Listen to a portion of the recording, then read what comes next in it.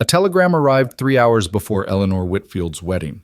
7 words that shattered everything. The children are gone. He sold them all. Eleanor had traveled 1,000 miles to marry a widower and become a mother to his 7 children.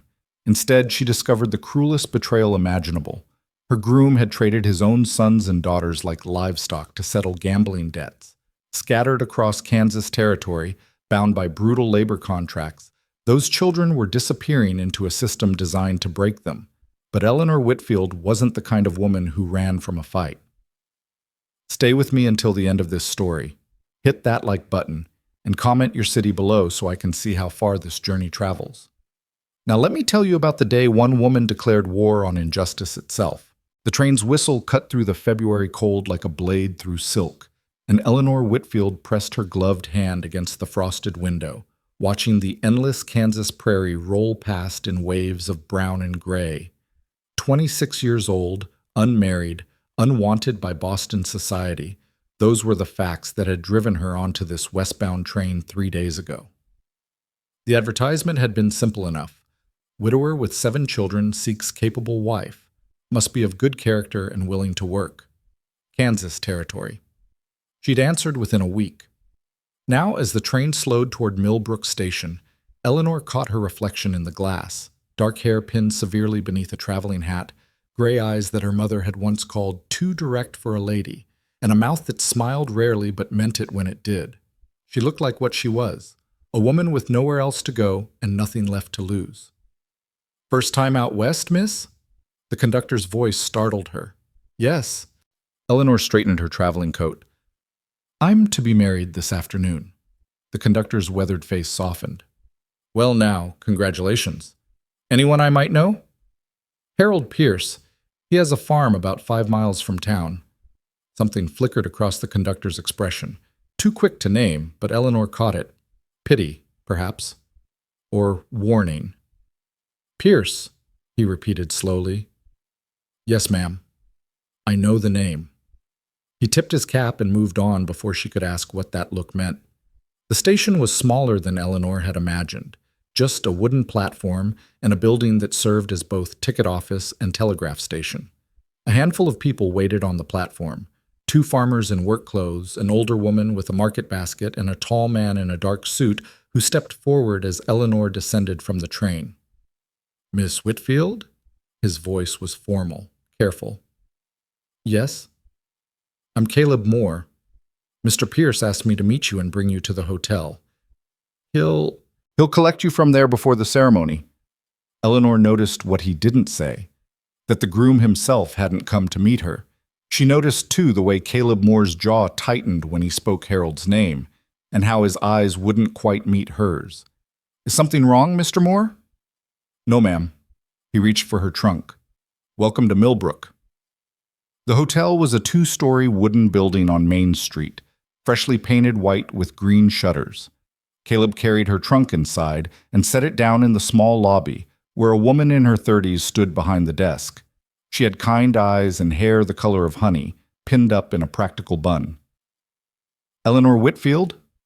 The woman came around the desk, wiping her hands on her apron. "I'm Lydia Moore, Caleb's sister. We've prepared room 7 for you. It has a nice view of the street, and there's hot water if you'd like to wash up before the ceremony." "Thank you."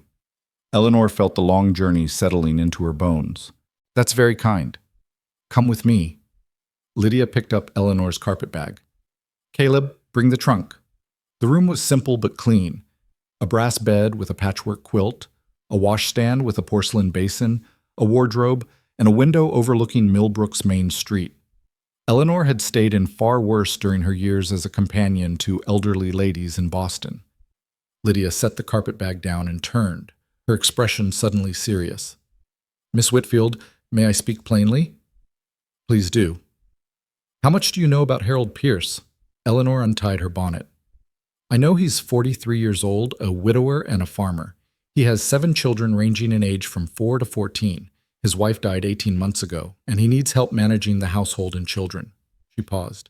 "That's what his letter said, at least."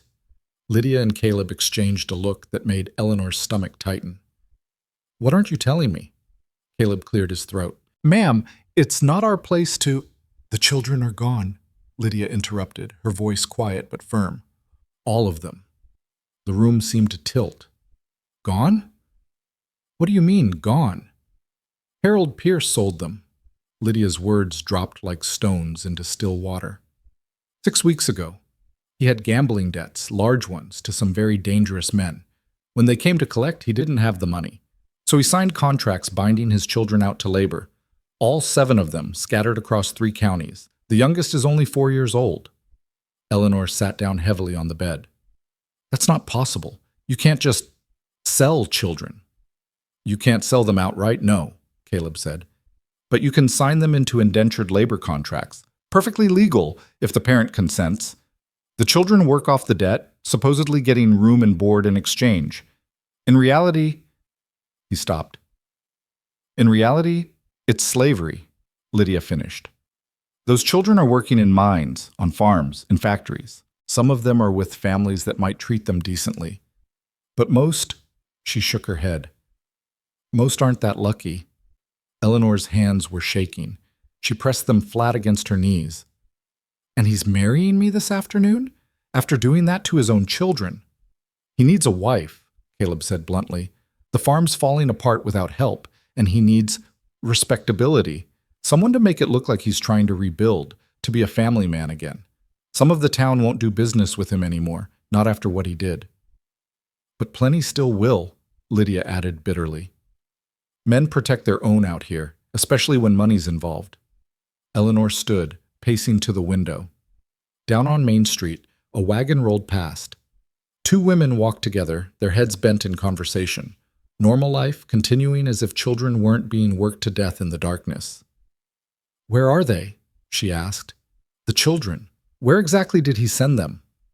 Lydia hesitated. Why? Because I want to know. Eleanor turned, and something in her face made Lydia step back. Tell me everything. For the next hour, Lydia and Caleb talked. They'd pieced together what they could from courthouse records, overheard conversations, and careful questions asked in the right places. The picture that emerged was damning. The oldest boy, Thomas, age 14, had been sent to work in a coal mine near Hutchinson. The contract was for 5 years. Margaret, 13, was housekeeping for a family in Selena. They had a reputation for cruelty. The twins, John and James, age 11, had been separated. John went to a cattle ranch, James to a wheat farm. Both were brutal places. Sarah, age 8, was working in a textile factory in a town called Prospect. Daniel, 6, had been sent to a family that ran a roadside inn. Nobody knew much about them. And Benjamin, the youngest at 4 years old, had gone to a farm near Council Grove. The farmer who took him had a history of violence. 4 years old, Eleanor whispered. He sent a 4-year-old child away.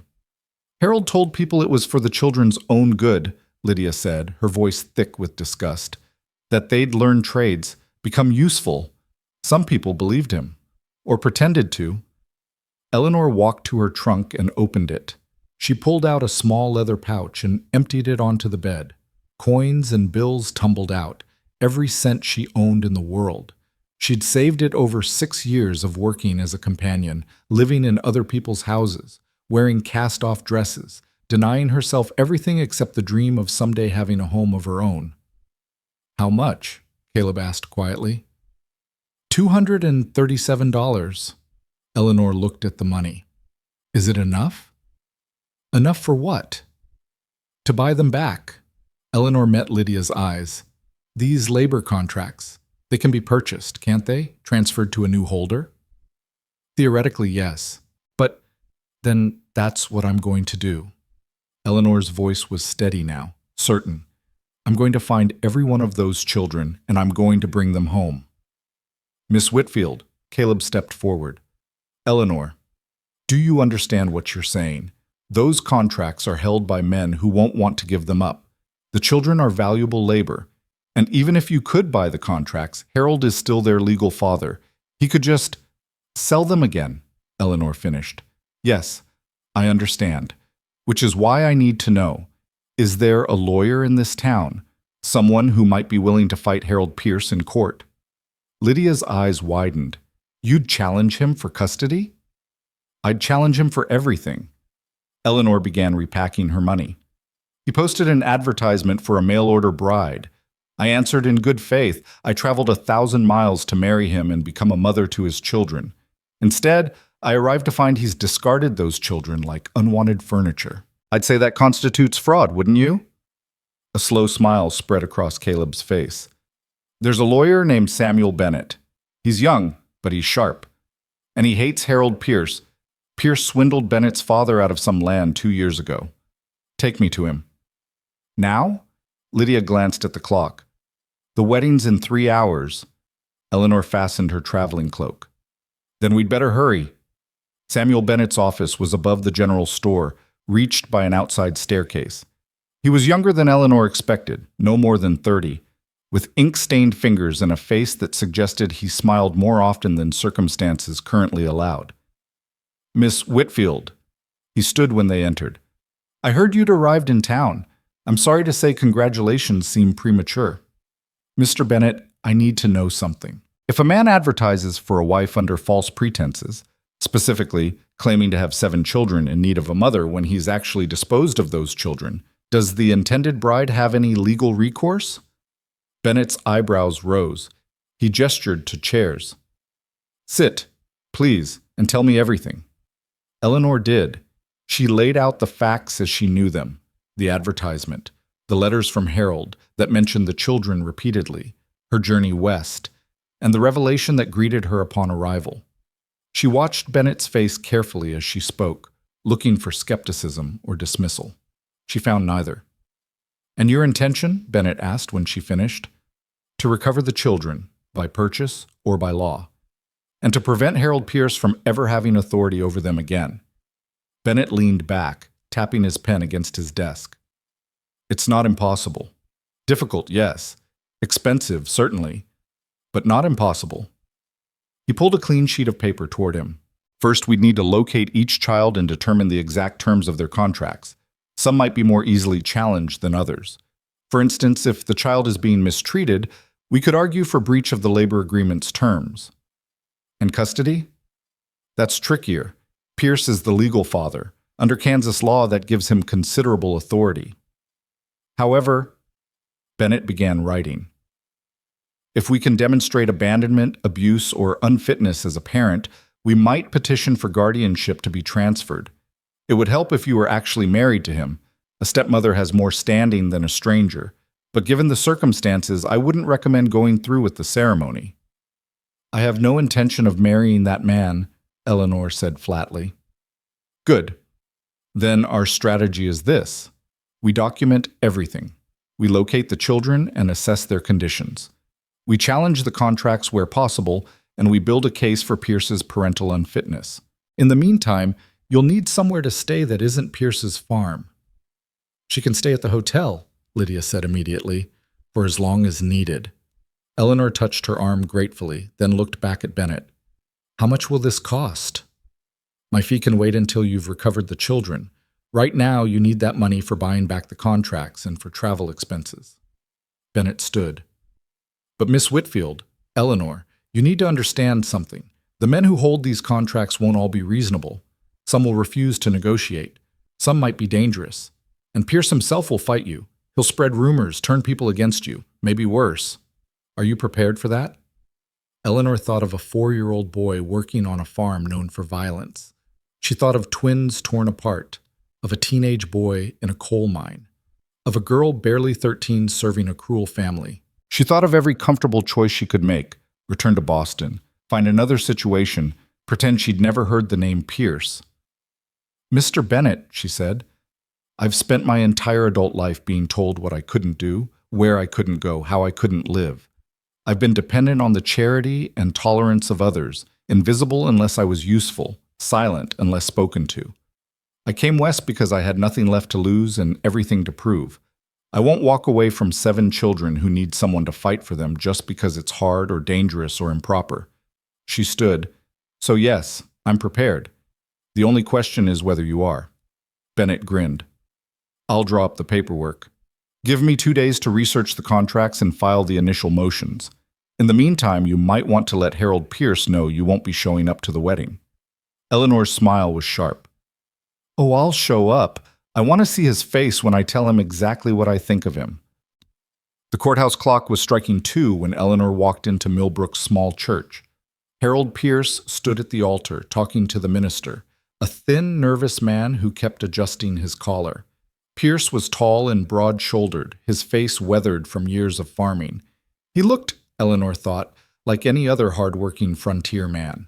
Nothing in his appearance suggested the monster beneath. He turned as her footsteps echoed in the empty church. Eleanor, you came. I was beginning to worry. Don't. Her voice cut across his like a knife. Don't pretend concern, Mr. Pierce. Don't pretend anything. His expression shifted, grew wary. I don't know what your children, where are they? The silence stretched. The minister looked between them, confused. They're being cared for, Harold said finally. I've found good situations for them. It's common out here. Children go to work, learn trades. You sold them. Eleanor walked closer. You sold your children to pay your gambling debts. 7 children, scattered across 3 counties, working in conditions that would break a grown man. And you thought you'd just find a replacement mother, someone to cook and clean and make your farm respectable again, and no one would mention the children you threw away. Harold's jaw tightened. You don't understand how things work out here. Those children needed discipline, needed to learn the value of work. Their mother spoiled them, let them run wild. I did what was necessary. You did what was convenient. Eleanor's hands were shaking with rage, but her voice remained steady. You took the easy way out, and 7 children are paying the price. But here's what you need to understand, Mr. Pierce. I'm not marrying you. I'm never marrying you, and I'm going to spend every dollar I have and every ounce of strength I possess bringing those children back and making sure you never hurt them again. Harold's face darkened. You have no right. I have every right. You advertised for a wife to mother your children. I answered that advertisement in good faith. Your fraud nullifies any agreement between us, and when I'm finished, this town will know exactly what kind of man you are. She turned to leave, but Harold's voice stopped her. You're just a woman alone with no money and no standing. You think anyone will listen to you? You think you can challenge me? I'm warning you, Miss Whitfield. Stay away from my children. Eleanor looked back over her shoulder. They're not your children anymore, Mr. Pierce. You gave up that right when you traded them for poker debts, and I'm not afraid of you.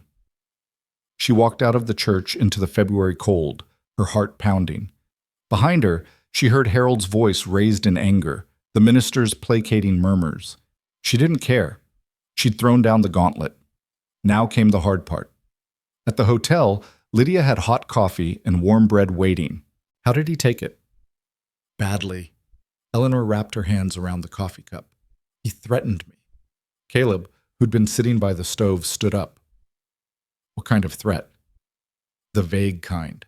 Warnings to stay away from the children, implications that I don't know what I'm dealing with. Eleanor sipped the coffee. He's afraid. Good. He should be. Eleanor. Lydia sat down across from her. I need you to understand. Harold has friends in this town. Men who owe him favors, who'll take his side because he's one of them. You're an outsider, an unmarried woman challenging a father's rights. It's not going to be easy to find support. Then I'll work without support. Eleanor set down her cup. Lydia, Caleb, I'm grateful for everything you've done, but I can't ask you to risk your reputation or your business by associating with me. This is my fight. That's the stupidest thing I've heard all day, Caleb said bluntly. You think we told you about those children just so you could fight alone? Lydia and I have been waiting for someone to stand up to Pierce. We're not backing down now. Lydia nodded. Besides, you'll need help. The children are spread out over 100 miles. You can't reach them all alone, not quickly enough. And time matters, Eleanor. Winter's hard on children in those situations. Every day they're gone is another day of suffering. Eleanor felt something crack in her chest, the armor she'd built up over years of learning to rely only on herself. Thank you, she whispered. Thank us by letting us help. Caleb pulled a map from his coat pocket and spread it on the table. I've marked the locations where we think the children are. The closest is Benjamin, the youngest. He's about 20 miles north at a farm outside Council Grove. If we left at dawn, we could reach him by afternoon. Eleanor studied the map. What do we know about the farmer who has him? Lydia's expression darkened. His name is Jacob Reeves. He's known for a temper and for working his hired men half to death. No one local would work for him anymore, which is probably why he agreed to take a 4-year-old. Cheap labor that can't quit. Then we go there first. Eleanor's decision was instant. If Benjamin's in danger, he can't wait while we plan strategy. We get him out now. It won't be as simple as just taking him, Caleb warned. Reeves has a legal contract. We'll need to either buy it out or prove he's violating its terms. Then we do whatever's necessary. Eleanor looked between them. Can you be ready at dawn? They nodded. That night, Eleanor barely slept. She lay in the hotel bed, listening to the wind rattle the windows, and thought about 7 children in 7 different places. What were they doing right now? Were they safe? Were they warm? Did they understand why their father had sent them away? Or did they think they'd done something wrong? Benjamin would be the hardest. At 4 years old, he was too young to understand contracts or money or adult cruelty. He would only know that his father had sent him away and no one had come to bring him home. Until now. Eleanor rose before dawn and dressed in her most practical clothes, a dark wool skirt, a sturdy shirtwaist, and her traveling coat. She packed a small bag with essentials, including every dollar she owned. In the lobby, she found Caleb already waiting, a rifle propped against his chair and a grim determination on his face. "Ready?" he asked. "Ready." They took Caleb's wagon north, following a rutted road that cut through empty prairie. The sun rose slowly, turning the frozen grass to gold. Eleanor watched the landscape roll past and tried to imagine bringing a child back along this same road. Tried to picture reunion instead of separation. What was their mother like, she asked. Harold's wife? Caleb was silent for a moment. Mary Pierce was a good woman, kind. The children adored her. When she died, he shook his head. Harold fell apart, started drinking, gambling, stopped working the farm properly. The children tried to hold things together, but they were just kids. Thomas, the oldest, he was only 12 when his mother died. Tried to be the man of the house, but Harold resented him for it. The whole situation was a powder keg. And then Harold lit the match. Yeah. They reached the outskirts of Council Grove as the sun climbed toward noon. Caleb asked directions at a general store, and a clerk pointed them toward the Reeves farm, another 5 miles on a side road that was barely more than a track. The Reeves place was exactly what Eleanor had feared. The farmhouse was run down, the barn leaning, the fields barren. As they pulled into the yard, a dog barked frantically from the end of a chain. There was no sign of life except for smoke rising from the chimney. Caleb knocked on the door. After a long moment, it opened to reveal a man in his 50s, unshaven and hostile. What? Mr. Reeves, I'm Caleb Moore, from Milbrook. This is Eleanor Whitfield. We're here about Benjamin Pierce. Reeves's expression didn't change. What about him? We'd like to see him, Eleanor said, and to discuss the terms of his contract. Contract's not for sale. We haven't offered a price yet. Don't care what you offer. Boy works for me for 5 years. That's the deal I made with his father. Eleanor forced herself to stay calm. Mr. Reeves, surely you understand that a 4-year-old child isn't capable of doing farm work. Whatever you're paying for him, it can't be worth... I said the contract's not for sale. Reeves started to close the door, but Caleb's boot blocked it. We're not leaving without seeing the boy, Caleb said quietly. Something dangerous flickered in Reeves's eyes. He studied Caleb, measuring. Whatever he saw made him step back. Fine. He's in the barn, but you're wasting your time. The barn was dark and cold. Eleanor's eyes adjusted slowly, and then she saw him. A small figure in the corner, sitting on a pile of dirty straw. He was wearing clothes too large for him, his face smudged with dirt, his dark hair matted. When he saw them, he didn't move. Benjamin? Eleanor kept her voice gentle as she approached. My name is Eleanor. I'm a friend of your father's. The boy's eyes, dark brown, enormous in his thin face, fixed on her with an expression far too old for 4 years. He didn't speak. Eleanor knelt in the straw, ignoring the cold and damp. "Benjamin, I've come to take you home. Back to Milbrook, where your brothers and sisters are. Would you like that?" Still no response. Eleanor looked closer and felt her heart stop. Bruises on the child's arms, visible even in the dim light, and his hands, his small 4-year-old hands, were scraped raw. What has he been doing? Her voice shook as she looked at Reeves, who'd followed them into the barn. Work, same as everyone else. He's 4 years old. Old enough to carry water, feed chickens, gather eggs. He's lazy, that's all. Needs discipline. Eleanor stood slowly. Every instinct screamed at her to grab Benjamin and run, but she forced herself to think. The law was on Reeves's side. If she took the boy without legal authority, she'd be guilty of kidnapping. She needed to be smart. "Mr. Reeves," she said, "I'm offering you $200 to terminate Benjamin's contract." Reeves laughed. "200? I paid Harold Pierce $150 just to get the contract. Plus I've fed and housed the boy for 6 weeks. You want him, it'll cost you $500. That's extortion. That's business." Eleanor's hands clenched. She didn't have $500. She didn't even have $300, and judging by Reeves's expression, he knew it. Caleb stepped forward. "What if we involve the sheriff? Those bruises on the boy suggest abuse. The contract terms specify proper care and treatment. You involve the sheriff. I'll have Pierce back out here vouching for me. The boy's father signed him over legal and proper. Sheriff won't interfere." Reeves crossed his arms. "So unless you've got $500, you can get off my property." Eleanor looked at Benjamin. The boy was watching her with those 2 old eyes, and she could see the question in them. "Are you leaving too?" She couldn't. She couldn't walk away and leave him in this place. "I'll get your money," she heard herself say. "I'll have $500 by tomorrow, but I'm taking Benjamin now, today." "No deal." Reeves started toward the barn door. "Wait." Eleanor's mind raced. "I have $200 in cash right now. Take that as a deposit. I'll bring the remaining $300 tomorrow, and you'll sign the contract termination then. If I don't show up with the money, keep my $200 and the boy. That's more than fair." Reeves considered. $200 in hand was tempting. Eleanor could see it in his face.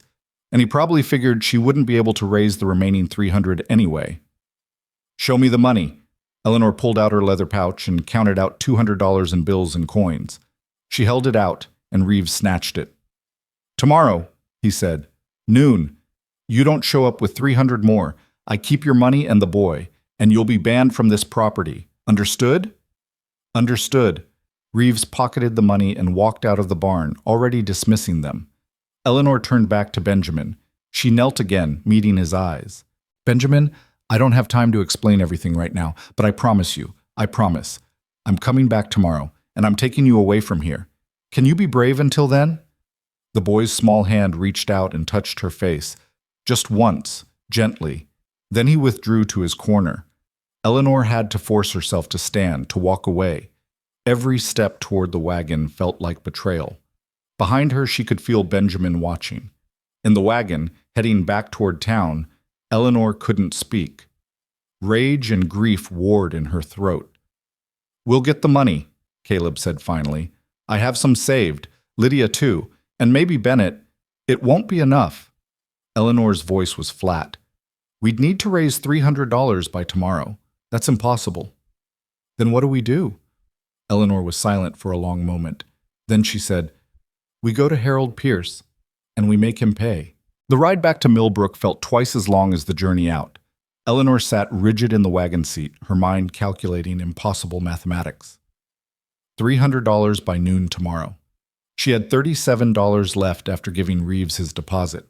Caleb might have $50 saved, Lydia perhaps another $30. That left them nearly $200 short, and she knew of no bank that would loan money to an unmarried woman with no collateral and no reputation in town, which left only one option, however distasteful. "Take me to Pierce's farm," she said as they entered Milbrook's outskirts. Caleb's hands tightened on the reins. "Eleanor, that's not a good idea. The man threatened you this morning." "I don't care. He created this situation. He sold his son to that monster. The least he can do is help buy him back." "You think he'll just hand over $300? No, but I think he might be persuaded. Eleanor's voice was cold. He wanted a wife to make him look respectable. Right now, word is spreading through town about what I said in that church. His reputation is already damaged. I can make it much worse. Caleb studied her face, then nodded slowly. I'm coming in with you. I won't argue. Pierce's farm lay 3 miles west of town, accessed by a narrow road that cut through bare fields. The house was larger than Eleanor expected, a 2-story structure that had once been well-maintained but now showed signs of neglect. Paint peeled from the shutters, the porch steps sagged, and weeds grew thick in what had probably been a kitchen garden. This was what happened, Eleanor thought, when a man destroyed his own family. Everything rotted from the inside out. Harold Pierce emerged from the barn as they pulled into the yard. He wore work clothes stained with mud, and his face was flushed with anger or drink or both. I told you to stay away from my children, he called out. Eleanor climbed down from the wagon before Caleb could help her. We need to talk. Inside. I've got nothing to say to you. Then you can listen. Eleanor walked toward the house. Because I've just come from Jacob Reeves's farm, and I've seen what your youngest son is living through. You're going to help me fix it. Something flickered across Harold's face. Guilt, perhaps, or fear. He glanced at Caleb, who'd positioned himself protectively near Eleanor, then gestured roughly toward the house. The interior was worse than the exterior. Dishes piled in the sink, clothes scattered across furniture, dust thick on every surface. This was a house where children had once lived. Eleanor could see evidence of them everywhere. A wooden top on the mantel, a child's drawing tacked to the wall, a row of small coats hanging by the door waiting for owners who would never return. Say what you came to say. Harold didn't offer them seats. Benjamin is being abused, Eleanor said flatly. Reeves has him working like a farmhand despite being 4 years old. The boy has bruises on his arms and his hands are scraped raw. He's living in a barn, sleeping on dirty straw. This is what you sold him into. Harold's jaw worked. Reeves said he'd provide proper care. The contract specified, the contract is worthless if Reeves doesn't honor it, and clearly he doesn't. Eleanor stepped closer. I've offered to buy back Benjamin's contract. Reeves wants $500. I've given him $200 as a deposit, which leaves me $300 short. Money I need by tomorrow noon, or that child stays in that hell you created. I don't have $300, Harold said immediately. That's why why the contracts were necessary in the first place. Then sell something. This farm, your equipment, I don't care what. Your son's life is worth more than your land. The farm's already mortgaged. Everything's mortgaged. And even if I could raise the money, why should I give it to you? You're nobody. You have no claim on my children. Eleanor's control cracked. I have more claim than you do. You forfeited any right to call yourself their father when you signed them away. Those children needed you to protect them, and instead you traded them for poker debts and whiskey money. You're not a father. You're just a man who should have been one. Harold's face went dark red. You don't know anything about what I've been through. Mary died and left me with 7 children and a failing farm and debts I couldn't pay. I did what I had to do to survive. You did what was easiest. There's a difference. Eleanor forced her voice level again. But I didn't come here to debate your choices. I came for $300. You're going to give it to me one way or another. And if I refuse? Then I go to every newspaper in Kansas Territory and I tell them the story of Harold Pierce, who sold his children like livestock and tried to trick a mail-order bride into legitimizing his actions. I'll make sure every person in this state knows what you did. You think your reputation is damaged now? I'll destroy what's left of it. You'd ruin yourself too, Harold pointed out. A woman making accusations like that, refusing to honor a marriage agreement, you think anyone will take you seriously? I don't care about my reputation. I care about 7 children who are suffering because of you. Eleanor pulled a folded paper from her pocket. Samuel Bennett drew this up this afternoon. It's a legal demand for restitution. You advertised for a wife under false pretenses. I answered that advertisement and incurred considerable expense traveling here. If you don't cooperate, I'll sue you for fraud. Bennett says I have an excellent case. Harold snatched this paper and scanned it, his expression growing darker. This is extortion. No, extortion is what Jacob Reeves is doing, charging $500 for a contract he paid $150 for. This is justice. I'm giving you a choice, Mr. Pierce. Help me save your son, or face the consequences of your actions in court and in public opinion." The silence stretched. Through the window, Eleanor could see the sun starting its descent toward evening. Tomorrow noon felt simultaneously too far away and terrifyingly close. "Even if I wanted to help," Harold said finally, "I told you, I don't have the money. Everything I owned went to paying off the most dangerous debts. The rest," he gestured vaguely, "the contracts took care of the rest." "Then tell me who holds the other contracts," Eleanor said. "Give me names, locations, terms. If I can't save Benjamin through you, maybe I can save him by negotiating better terms with whoever has the other children. Someone might accept a lower price or be willing to work out payments." Harold laughed bitterly. "You think they'll negotiate with you? Most of those men bought those contracts as investments. They're making money off my children's labor. They're not going to give that up out of kindness." "Maybe not, but I have to try." Something in her voice must have reached him, because Harold's expression shifted. He walked to a desk in the corner and pulled out a folder of papers. "The contracts. I kept copies. Probably should have burned them, but—" He trailed off. Eleanor took the folder with hands that trembled slightly. Inside were 7 contracts, each detailing the terms under which one of Harold's children had been bound out. The language was cold, legal, reducing human lives to labor hours and monetary value. Thomas Pierce, age 14, to the Blackwood Mining Company. 5 years working as a pit boy. Compensation to Harold Pierce, $200. Margaret Pierce, age 13, to the household of Robert and Constance Walsh. 4 years performing domestic service. Compensation, $175. John Pierce, age 11, to the Barton Cattle Ranch. 6 years working as a ranch hand. Compensation, $150. James Pierce, age 11, to the Crawford Wheat Farm. 6 years field labor. Compensation, $150. Sarah Pierce, age 8, to the Prospect Textile Mill. 5 years, mill work. Compensation, $125. Daniel Pierce, age 6, to the Morrison Roadside Inn. 5 years, general labor. Compensation, $100. Benjamin Pierce, age 4, to Jacob Reeves. 5 years, farm work. Compensation, $150. Eleanor did the mathematics. Harold had sold 7 children for a total of $1,150. Enough to pay his gambling debts and probably enough left over to drink himself into a stupor for a few months. "May I keep these?" she asked. "Why?" "Because I'm going to buy back every single one of these contracts, and these copies will help me prove the original terms." Harold studied her face. "You're serious? You really think you can get them all back?" "I know I can." Eleanor met his eyes. "The only question is whether you're going to help or hinder me." "If I help you recover the children, what then? They come back here to me?" "Absolutely not." Eleanor's voice was steel. "You'll never have authority over them again. I'll petition for guardianship. Bennett says we have grounds, especially if we can document abuse or neglect in the contract placements. So you take my children and my farm and everything. You already gave away your children, Mr. Pierce. I'm just making it permanent. And as for the farm, I don't want it. Sell it, keep it, lose it to the bank. I don't care. All I want is those 7 children safe and together." Harold was quiet for a long moment. Then he walked to a cabinet, pulled out a bottle, and took a long drink. "Mary would have done the same thing," he said finally. "If she were alive, she'd have fought for them like you're fighting. She'd have never let this happen in the first place."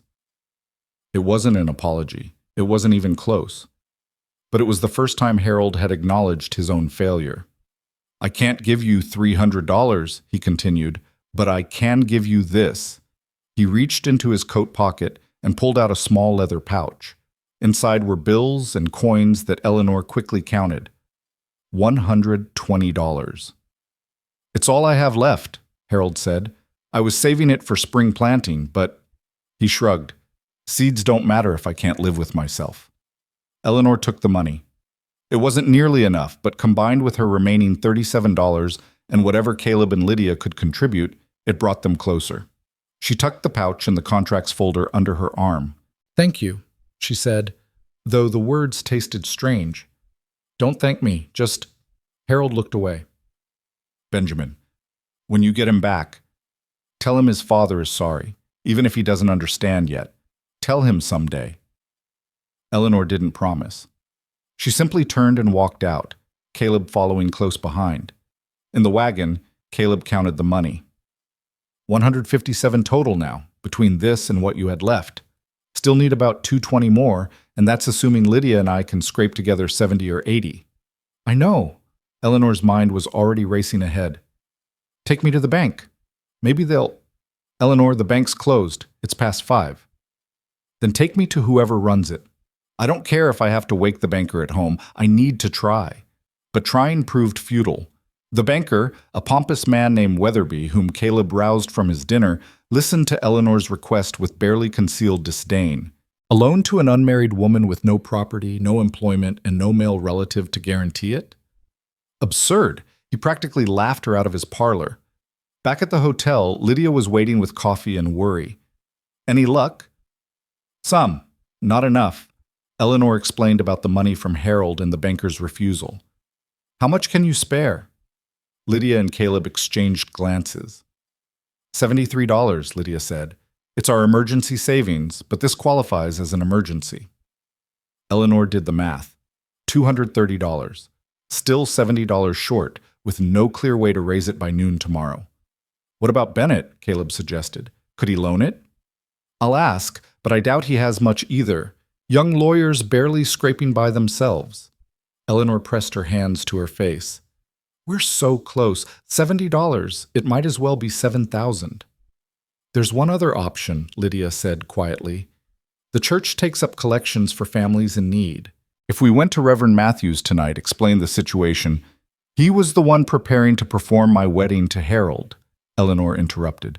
"If he was willing to marry me to that man, he's not going to help me fight him." "Not Matthews, then, but there are other churches, other congregations, some of the women's groups." Eleanor shook her head. "Even if they wanted to help, they'd never collect $70 in one night.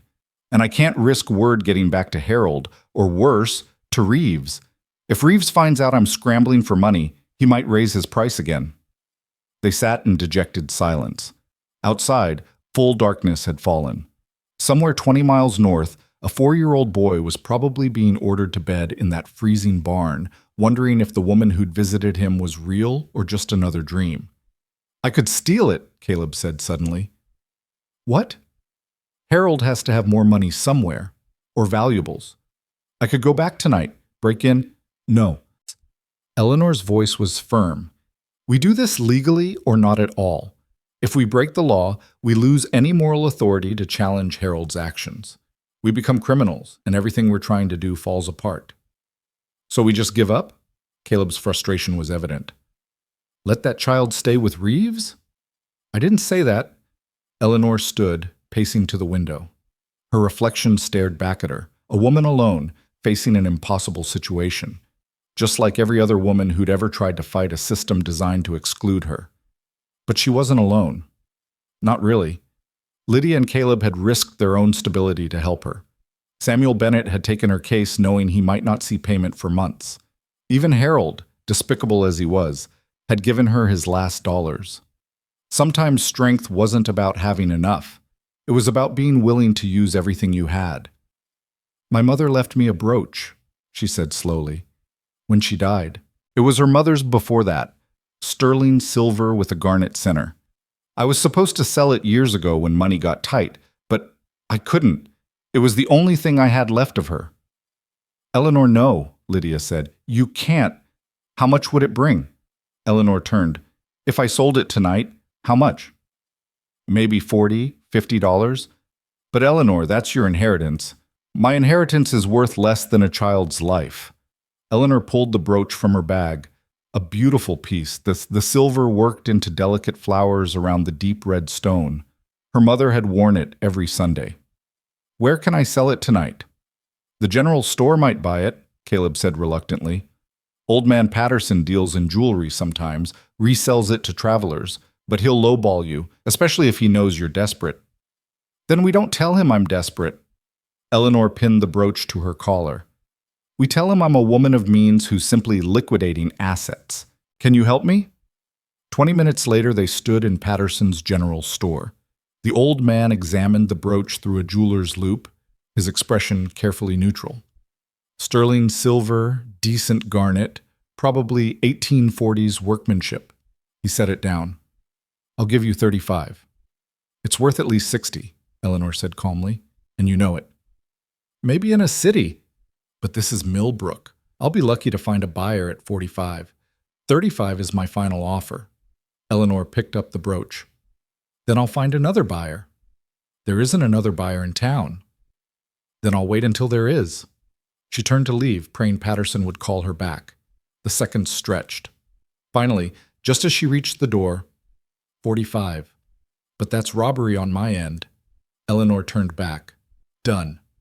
She left the store with $45 in cash and the ghost of her mother's disapproval weighing on her conscience. But she also left knowing that Benjamin Pierce was $45 closer to freedom. Back at the hotel, they counted everything again. $275. Still 25 short. My watch, Caleb said, unbuckling it from his vest. It was my father's, but it's solid gold. Has to be worth 30. Caleb, I can't ask. You're not asking. I'm offering. He pressed the watch into her hand. That little boy needs it more than I do. By the time Patterson finished examining the watch, full night had settled over Milbrook.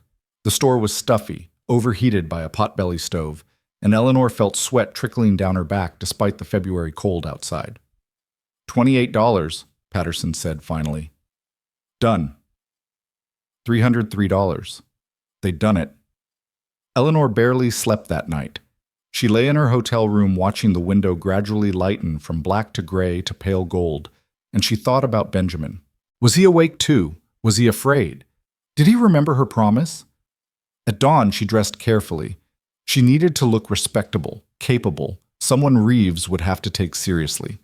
She pinned up her hair, put on her best dress, and wrapped herself in her traveling cloak.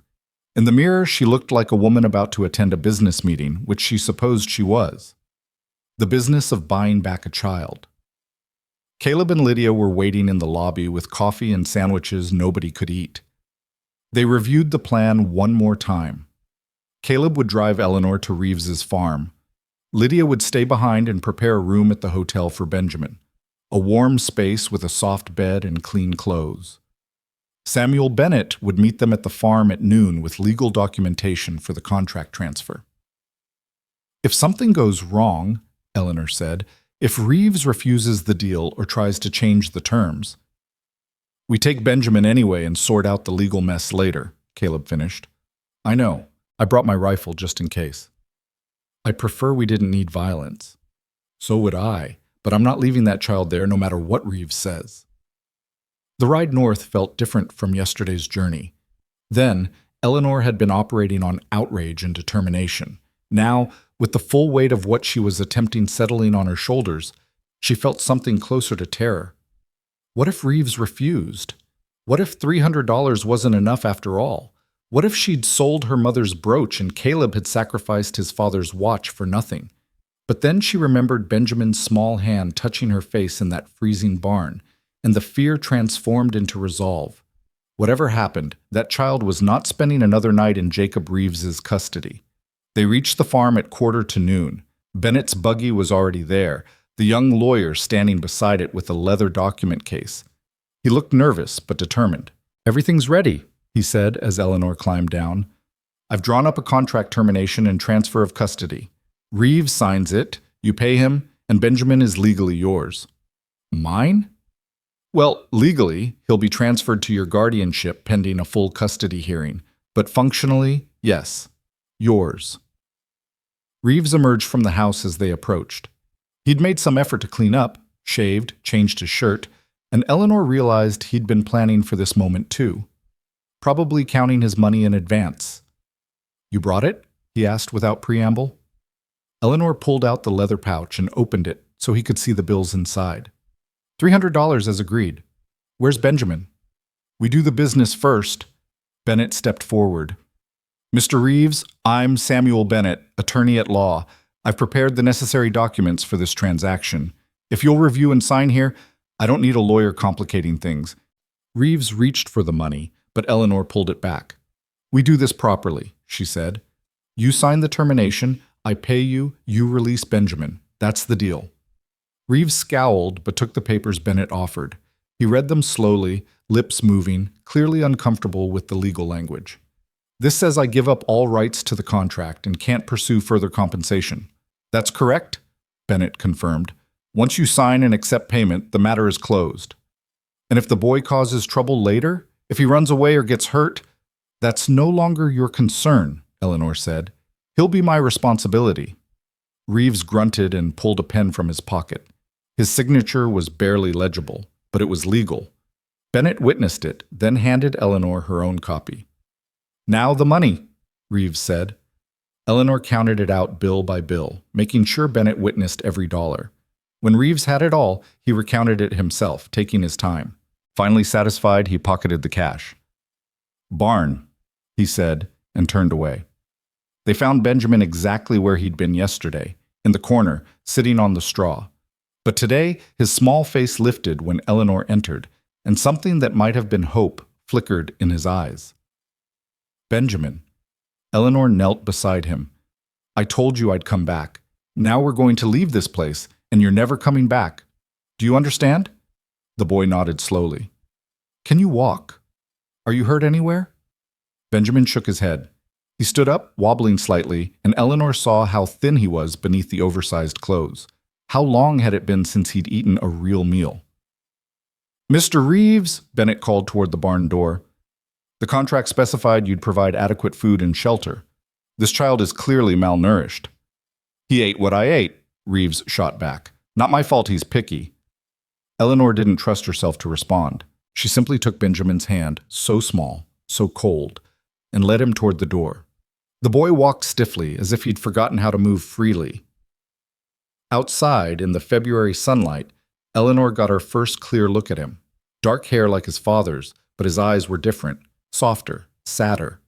The bruises on his arms were worse than she'd realized, purple and yellow mottling his pale skin. His clothes hung on his frame, and his feet were wrapped in rags instead of proper shoes.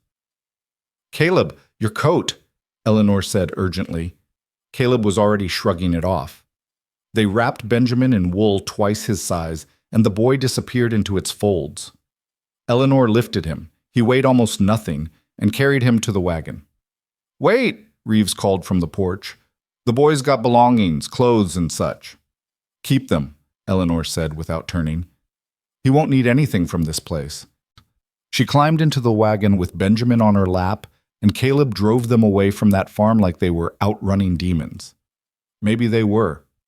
Behind them, Jacob Reeves stood on his sagging porch with $300 in his pocket and not a shred of conscience visible on his face. Benjamin didn't speak for the first mile. He sat rigid in Eleanor's arms, the oversized coat wrapped around him, and stared at the passing landscape. Then, very quietly, he said, "Home." Eleanor's throat tightened. "Yes, sweetheart, we're going home." "Papa?" "No, your papa isn't there, but—" Eleanor struggled with how to explain.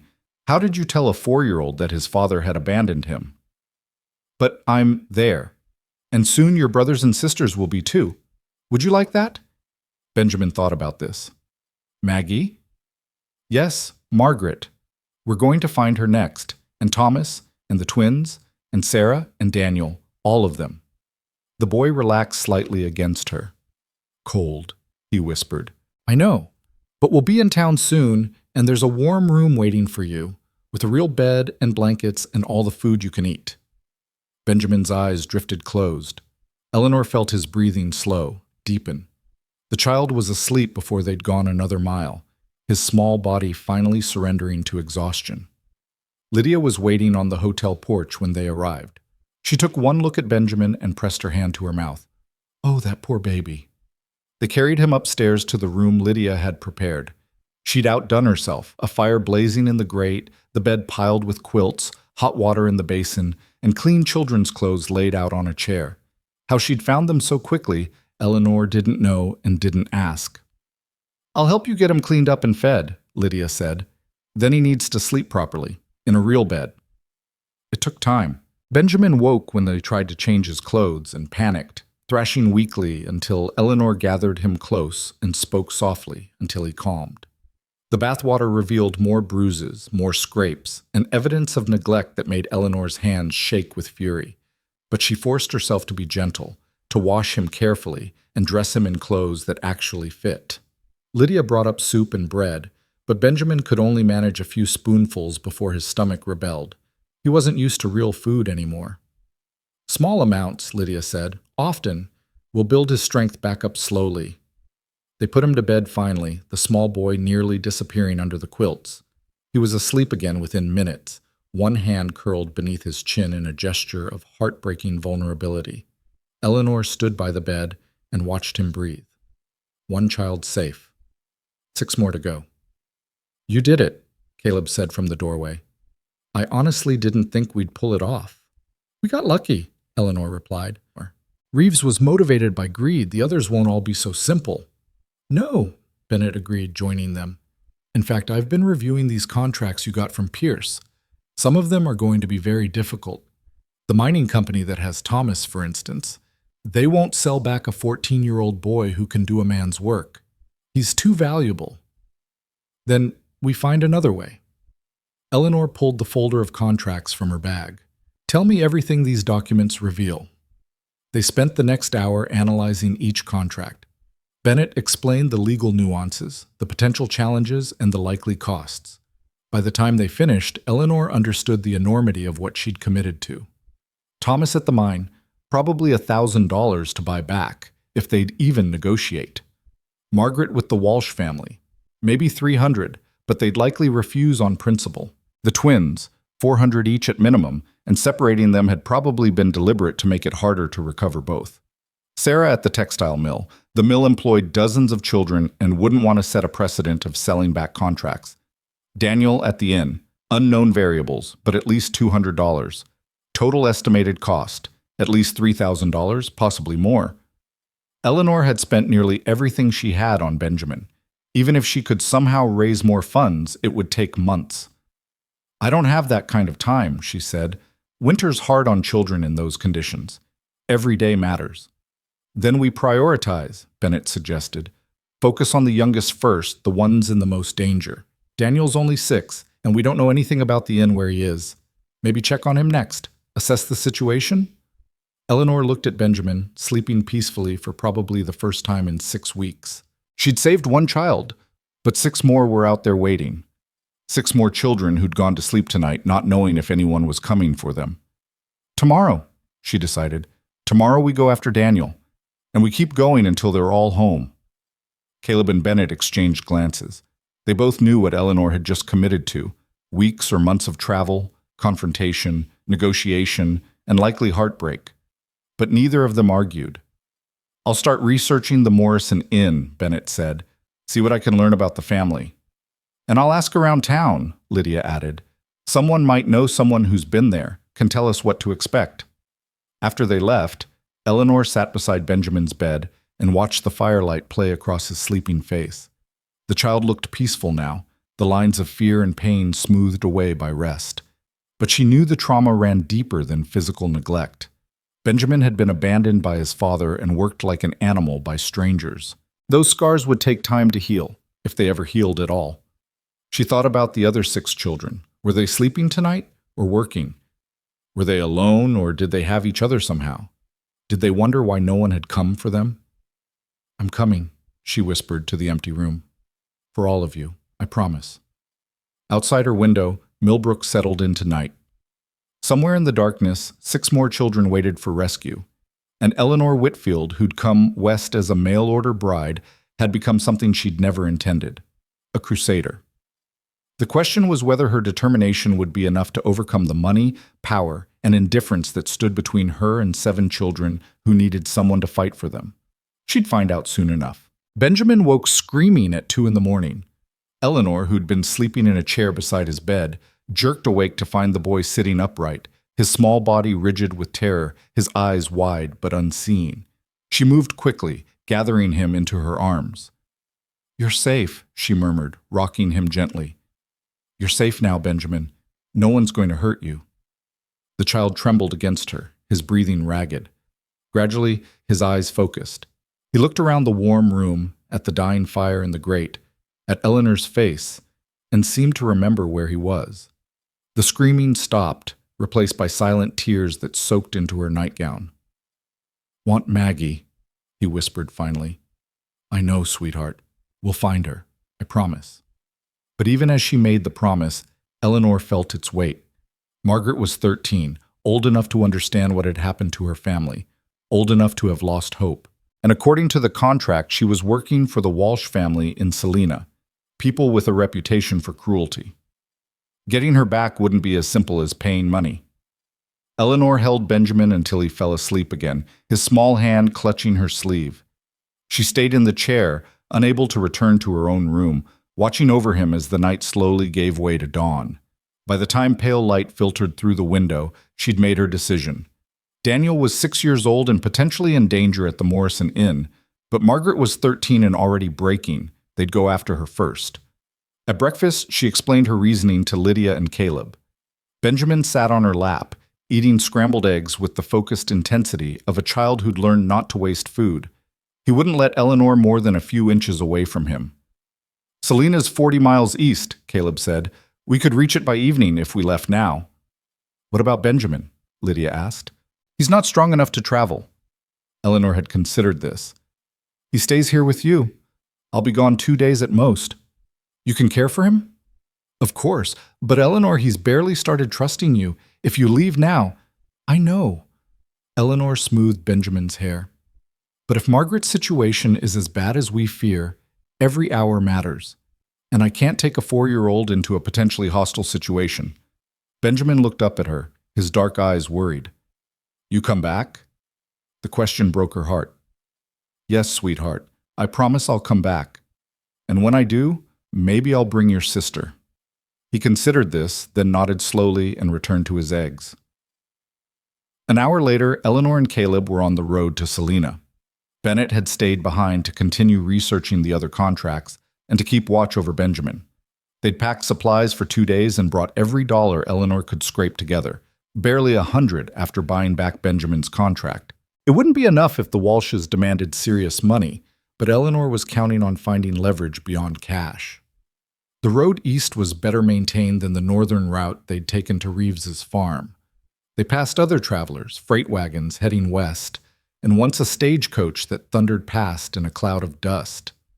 The landscape gradually shifted from empty prairie to more settled farmland, with houses visible in the distance and cultivated fields showing the first hints of spring preparation. Tell me about the Walshes, Eleanor said as they traveled. Caleb's expression darkened. Robert Walsh owns a dry goods store in Selena. He and his wife Constance have 3 young children of their own. They took Margaret on as a housemaid and nanny, supposedly to help Constance manage the household. And the reputation for cruelty? Constance Walsh is known for being particular, demanding. She went through 4 hired girls in 1 year before taking Margaret. The girls who left wouldn't say much, but word gets around. Long hours, harsh punishments for small mistakes, very little food or rest. Why hasn't anyone intervened? Because technically, the girls are employees, not slaves. They can quit anytime. Caleb glanced at her. Except Margaret can't quit. She's bound by contract, and she's only 13. Where would she go even if she could leave? Eleanor felt anger building again, that familiar fury at a system designed to trap the vulnerable. Do the Walshes know why Margaret's contract came up for sale? Do they know her father sold her? Probably, but I doubt they care. To them, she's just cheap labor. They reached Selena as the sun was setting, painting the sky in shades of orange and purple. The town was larger than Milbrook, with a main street lined with shops and businesses, a proper hotel, and even a small theater. Eleanor could see the difference prosperity made. These buildings were well maintained, the streets cleaner, the people better dressed. Walsh's store is on 3rd Street, Caleb said, guiding the wagon through the evening traffic. We should check into the hotel first, get cleaned up. We'll approach them in the morning when we're fresh. But Eleanor was already scanning the storefronts, looking for the Walsh name. Which one is it? Eleanor, it's nearly dark. We should wait. Which one? Caleb sighed and pointed to a two-story building halfway down the block. That one. But the store's probably closed by now. Eleanor didn't care. She climbed down from the wagon and walked toward the store, her travel-stained dress and exhausted face marking her as exactly what she was, a woman who'd been on the road all day and had no patience left for proper protocols. The store was indeed closed, but light showed in the windows of the second floor where the family presumably lived. Eleanor knocked on the store's front door, hard and insistent. After a moment, a curtain twitched upstairs. Then footsteps descended interior stairs, and the door opened to reveal a man in his 40s, well-fed and annoyed. "We're closed. Come back tomorrow." "Mr. Walsh?" Eleanor kept her foot in the door. "My name is Eleanor Whitfield. I've come from Milbrook regarding Margaret Pierce." Walsh's expression shifted from annoyance to wariness. "What about her?" "I'd like to discuss her contract. May I come in?" "It's late. Whatever business you have can wait until morning." "I'd prefer to discuss it now." Eleanor's voice was pleasant but firm. "Unless you'd rather I return with the sheriff and discuss why a 13-year-old girl in your employment appears to be working under conditions that violate territorial labor laws." It was a bluff. Eleanor had no idea if Margaret's conditions violated any laws, but Walsh didn't know that. He studied her face, clearly trying to determine if she was serious, then stepped back. 5 minutes, and make it quick. The store's interior was neat and well-stocked, smelling of coffee and fabric and leather goods. Walsh led her to a small office at the back, not offering a seat. Caleb followed, positioning himself near the door. "Margaret Pierce's contract," Eleanor began. "I want to buy it back." "Not for sale." "I'm prepared to offer—" "I said not for sale. The girl's worth is far more than whatever you're offering. She works hard, causes no trouble, and we paid good money for her contract. We're not interested in selling." Eleanor had expected this. "Mr. Walsh, I should inform you that I'm in the process of recovering all 7 Pierce children from their various contract placements. I've already succeeded with the youngest, Benjamin, and I will succeed with Margaret. The only question is whether we do this the easy way or the difficult way." Walsh crossed his arms. "The difficult way being what exactly?" "A full investigation into Margaret's working conditions, followed by a legal challenge to the contract's validity. Harold Pierce sold his children under false pretenses, claiming they needed discipline and training, when in fact he was simply liquidating assets to pay gambling debts. Several lawyers believe the contracts could be challenged on those grounds." This was only partially true. Bennett thought some contracts might be vulnerable, but he hadn't specifically mentioned Margaret's. But Walsh couldn't know that either. "Even if that's true, it would take months to resolve in court. The girl stays here while the lawyers argue." Walsh moved toward the door. "Now, if you'll excuse me, I want to see her." The words came out harder than Eleanor intended. "Before I leave tonight, I want to see Margaret and confirm she's being treated according to the contract terms." "Absolutely not. It's late, she's probably asleep, and you have no authority." "Then I'll return tomorrow with the territorial marshal." Eleanor was making this up as she went, but desperation made her bold. "I'll explain that I have reason to believe a child is being mistreated, and that you refuse to let me verify her welfare. I'm sure he'll be very interested." Walsh's face reddened. "You're threatening me." "I'm giving you a choice. Let me see Margaret for 5 minutes. Let me confirm she's safe and reasonably well treated, and I'll leave quietly and pursue this through proper legal channels. Refuse, and I'll make enough noise that every territorial official within 50 miles knows the name Robert Walsh and wonders what you're hiding." The silence stretched. Walsh's jaw worked, and Eleanor could see him calculating. Finally, he turned and shouted toward the stairs. "Constance, bring the Pierce girl down." They waited in tense silence. Eleanor heard footsteps overhead, a woman's sharp voice, then lighter footsteps descending. A moment later, a woman appeared in the office doorway. Thin, blonde, with a pinched expression, followed by a girl. Margaret Pierce was taller than Eleanor expected, with dark hair pulled back severely from a face that might have been pretty if it weren't so hollow. She wore a plain gray dress too short for her growing frame, and her hands were red and chapped from hard work. But it was her eyes that struck Eleanor most, old eyes in a young face, eyes that had seen too much and expected nothing good. "This woman wants to ask you some questions," Walsh said to Margaret. "Answer truthfully." Margaret's gaze flicked to Eleanor, then away. "Yes, sir." Eleanor stepped closer, keeping her voice gentle. "Margaret, my name is Eleanor Whitfield. I knew your father. I've come to check on you and your siblings." Something flickered in the girl's expression. Hope, maybe, or fear. "Are you being treated well here?" Eleanor asked. Margaret's eyes darted to Mrs. Walsh, who stood watching with arms crossed. "Yes, ma'am." "Are you getting enough food? Enough rest?" "Yes, ma'am."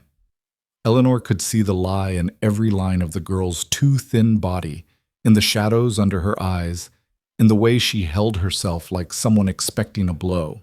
But with the Walshes watching, Margaret would never admit the truth.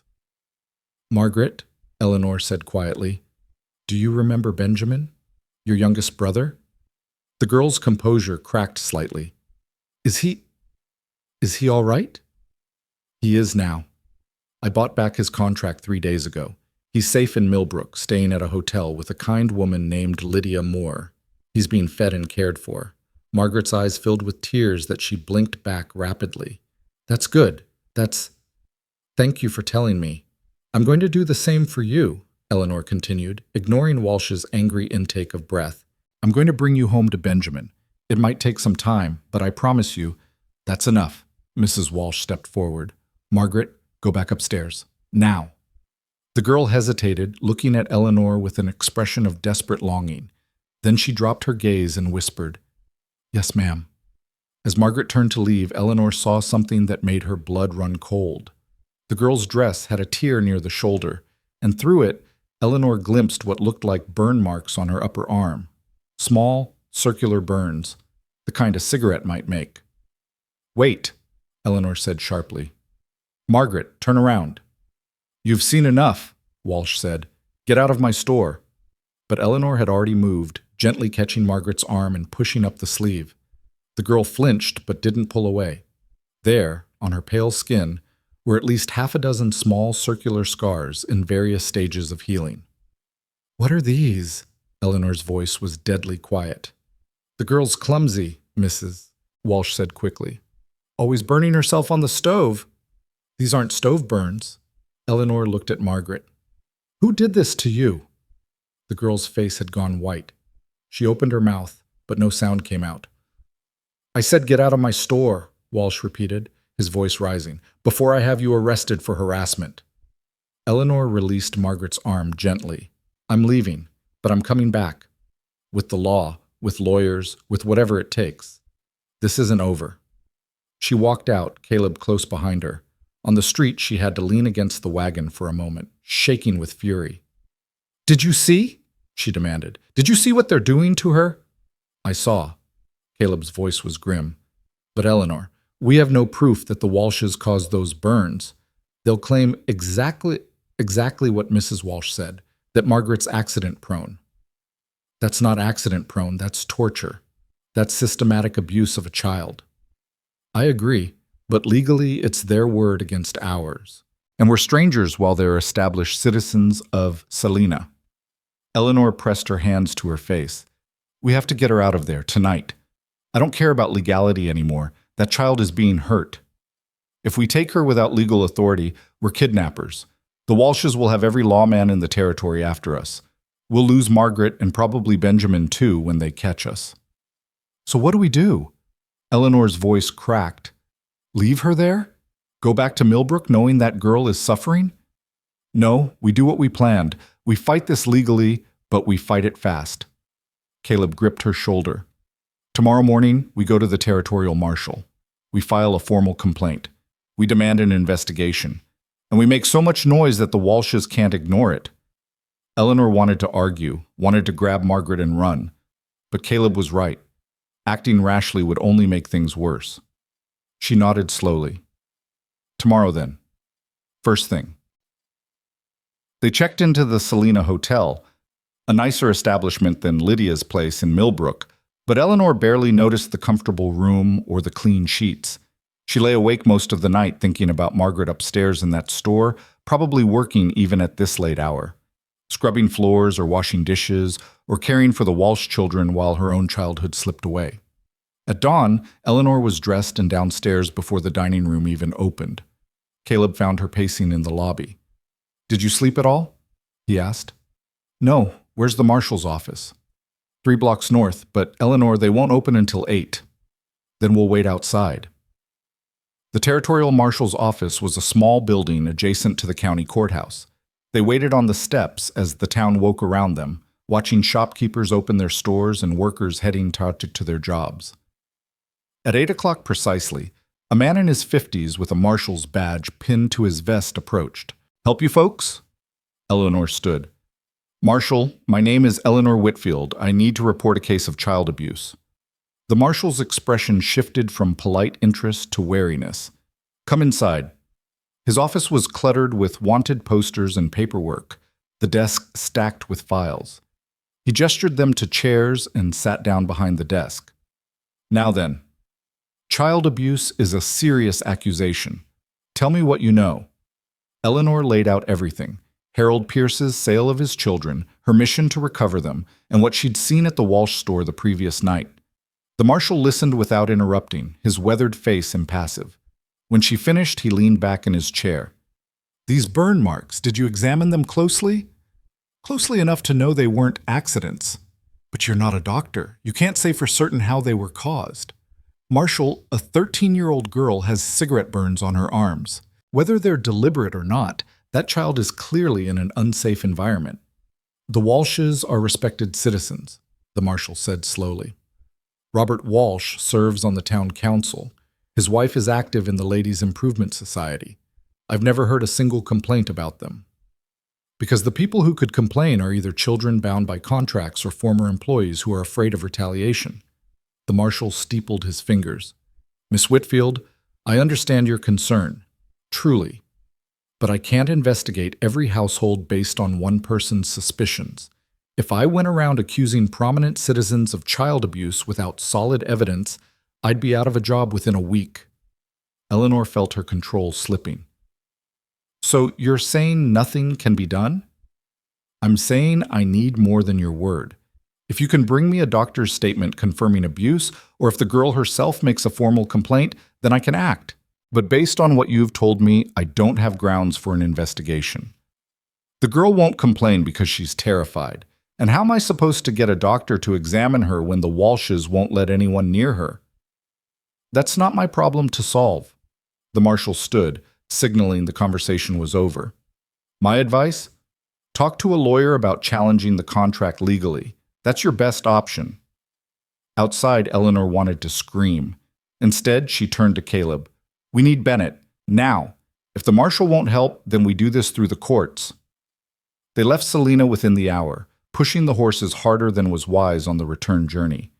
Eleanor spent the entire ride composing arguments in her head, planning strategy, trying to figure out how to navigate a legal system designed to protect property rights over children's welfare.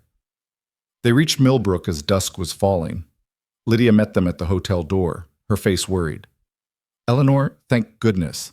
Benjamin's been asking for you constantly. He barely ate today." Eleanor felt a stab of guilt.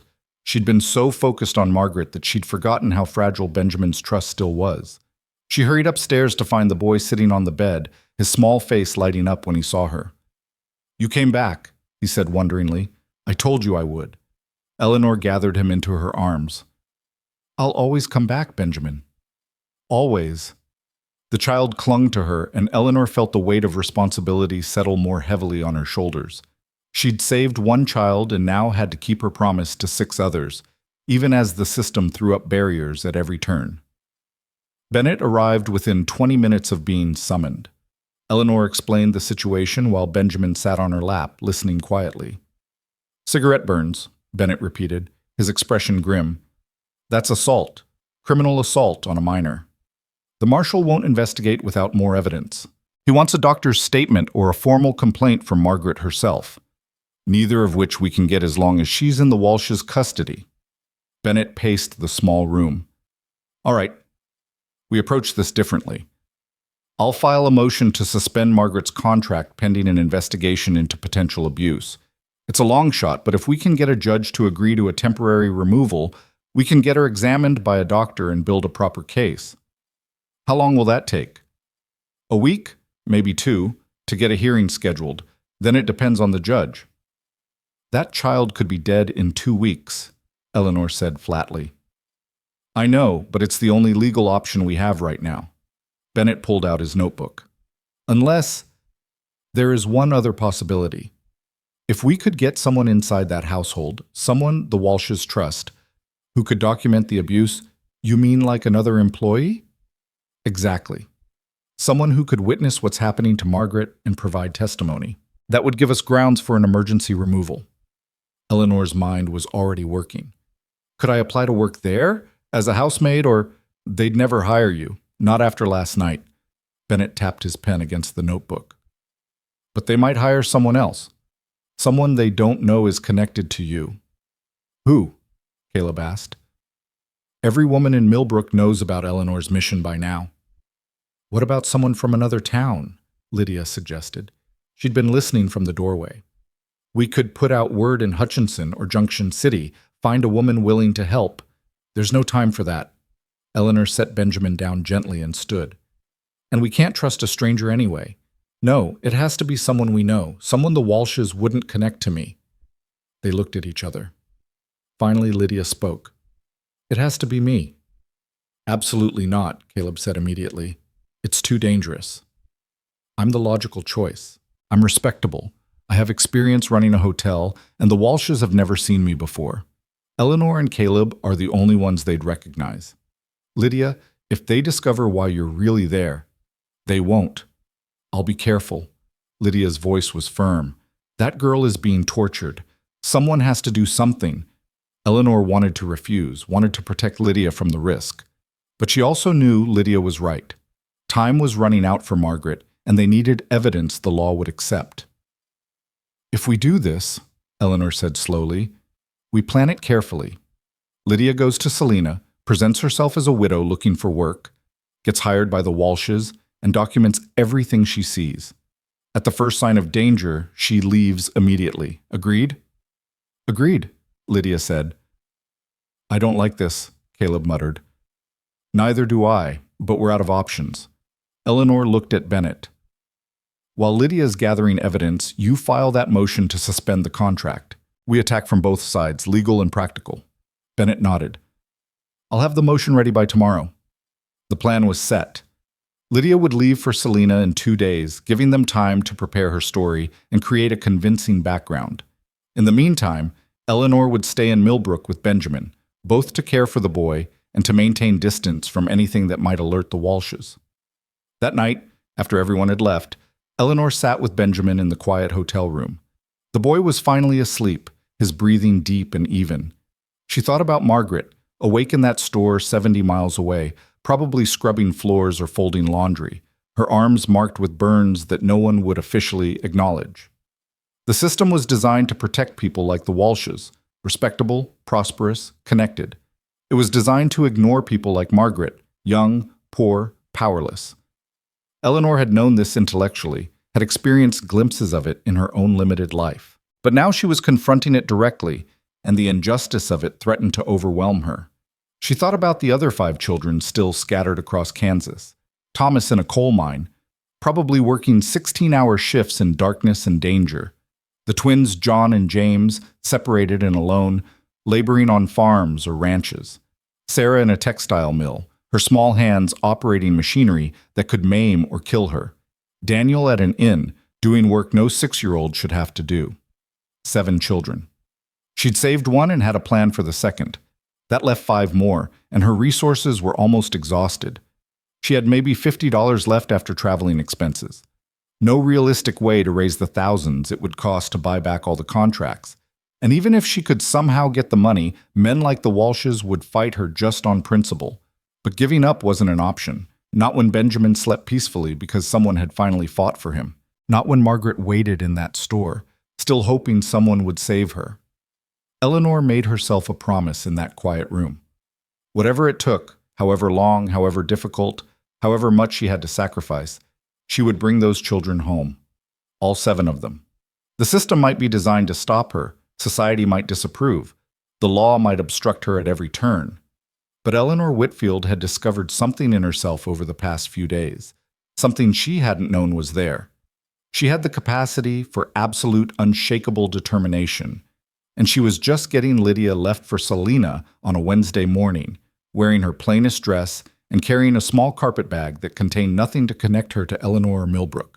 They'd rehearsed her story until she could recite it without hesitation. She was Lydia Crawford, recently widowed, her husband killed in a threshing accident near Junction City. She needed work and had heard the Walshes might be hiring. "If they hurt you," Caleb said for the 10th time, gripping his sister's hands, "if they so much as threaten you, you leave immediately. Margaret isn't worth your life." "Margaret's life is worth the risk," Lydia replied quietly, "and I'll be careful, I promise." Eleanor handed her an envelope. "Money for the stage and for emergencies, and this." She pressed a small whistle into Lydia's palm. "If you need help urgently, use it. Someone will hear." They watched the stage pull away, carrying Lydia toward danger they couldn't prevent. Benjamin, who'd been clinging to Eleanor's skirt, looked up with worried eyes. "Lady gone?" "Just for a little while," Eleanor told him, though she had no idea if that was true. "She'll be back soon." The next 3 days crawled past with agonizing slowness. Eleanor tried to keep busy caring for Benjamin, who was slowly gaining strength and trust. He still woke screaming most nights, still flinched at sudden movements, but he was eating better and had even smiled once when Eleanor read him a story from a book Lydia had left behind. Bennett filed the motion to suspend Margaret's contract, though he warned it was a formality that would likely be denied. The Walshes had every legal right to keep Margaret, and unless Lydia uncovered irrefutable evidence of abuse, no judge would interfere. On the 4th day, a telegram arrived. Eleanor's hands shook as she opened it. Position secured. Stop. Situation worse than expected. Stop. We'll send full report. Soon. Stop L. "She's in," Eleanor told Caleb, who'd been waiting anxiously. "She got hired." "And the situation's worse than expected." Caleb's face was grim. "We should go there. Bring her back." We wait. Lydia knows what she's doing, but Eleanor's stomach was tight with worry. 2 more days passed. Benjamin had his first good night of sleep, waking only once and falling back asleep quickly when Eleanor soothed him. It felt like progress, like proof that children could heal given safety and time. But it also made Eleanor more desperate to reach the others before the damage became permanent. On Saturday, a letter arrived by private courier. Eleanor recognized Lydia's handwriting and tore it open. The words inside made her blood run cold. Eleanor read the letter twice, then handed it to Caleb without speaking. His expression darkened as he read. Lydia had been hired immediately. The Walshes were apparently desperate for help after their previous girl had fled in the night 2 weeks earlier. She'd been given a small room in the attic and told her duties would begin at 4 in the morning and end when Mrs. Walsh dismissed her, usually around 10 at night. Margaret, Lydia wrote, was in worse condition than they'd feared. The burn marks were indeed from cigarettes, inflicted by Mrs. Walsh whenever the girl made a mistake or was too slow. Margaret worked from before dawn until midnight most days, caring for the 3 Walsh children, cooking, cleaning, and doing laundry. She slept in a storage closet off the kitchen and was given only table scraps to eat, whatever the family didn't finish. But the worst revelation was that Robert Walsh had been making inappropriate advances toward Margaret. Nothing overt yet, but enough to terrify the girl. Lydia had overheard him tell his wife that Margaret was developing nicely and would be worth the investment in a few years. Eleanor felt sick. She folded the letter carefully and looked at Caleb. "We're getting her out. Tonight." "Eleanor, if we—" "Tonight." Her voice left no room for argument. "I don't care about the law anymore. I don't care about contracts or property rights or any of it. That child is in immediate danger, and I will not leave her there one more day." Caleb studied her face, then nodded slowly. "All right. Then we need a plan that doesn't get us all arrested." They spent the next hour strategizing. Bennett joined them, initially opposed to anything illegal, but gradually convinced by the urgency of the situation. Finally, they had something that might work. Caleb would drive to Selena with Eleanor and Benjamin. They'd arrive after dark and wait near the Walsh store. Lydia would create a distraction, A kitchen fire, small enough to control but alarming enough to draw the family's attention. In the chaos, Eleanor would slip in through the back door, grab Margaret, and get her into the wagon. They'd be miles away before the Walshes realized what had happened. It was risky, possibly illegal, and could fail in a dozen ways. But it was the only option that got Margaret out tonight. "What about the other children?" Bennett asked. "If you do this, the Walshes will raise hell. Every lawman in Kansas will be looking for you. It'll make it nearly impossible to negotiate for the others." Eleanor had considered this. "Then we move fast. We get Margaret tonight, then go straight for Daniel tomorrow. He's closest, only 30 miles west at that inn. If we can secure both of them quickly, we'll have 2 children safe before the law catches up with us. And if it doesn't work? Then at least Margaret and Benjamin are safe. The rest—" Eleanor's voice caught. "The rest we'll figure out as we go." They left Milbrook at sunset, Benjamin bundled in blankets on Eleanor's lap. The boy sensed the tension and stayed unusually quiet, his dark eyes watchful. As they traveled through the gathering darkness, Eleanor told him about his sister. "Margaret is kind and brave," she said softly. "She took care of you when you were a baby. Do you remember her at all?" Benjamin's forehead wrinkled in concentration. "Maggie sang," he said finally. "When scared." "That's right. She used to sing to you." Eleanor's heart ached. "Tonight we're going to bring her home. Would you like that?" The boy nodded solemnly. "Maggie, come home." They reached Selena well after dark, approaching from the south to avoid the main streets. Caleb parked the wagon in an alley 2 blocks from the Walsh store, positioning it for a quick escape. Eleanor could see lights burning in the store's upper windows where the family lived. "You stay here with Benjamin," Eleanor told Caleb. If something goes wrong, I'm coming in after you." Caleb checked his rifle. "Lydia's in there too. I'm not losing both of you." Eleanor nodded and slipped out of the wagon. She moved through the shadows toward the store's rear entrance, her heart pounding. According to Lydia's letter, the back door would be unlocked. The Walshes were careless about security, arrogant in their assumption that no one would dare challenge them. She waited in the darkness behind a stack of crates, watching the upper windows. Somewhere inside, Lydia was preparing to start a small fire in the kitchen, just enough smoke to trigger panic and draw everyone's attention. Margaret would be working somewhere in that house, probably scrubbing floors or washing dishes, unaware that rescue was minutes away. Eleanor thought about all the ways this could fail. The Walshes might not react to the fire as expected. Margaret might be locked in somewhere. Lydia might be discovered. They might all end up arrested or worse.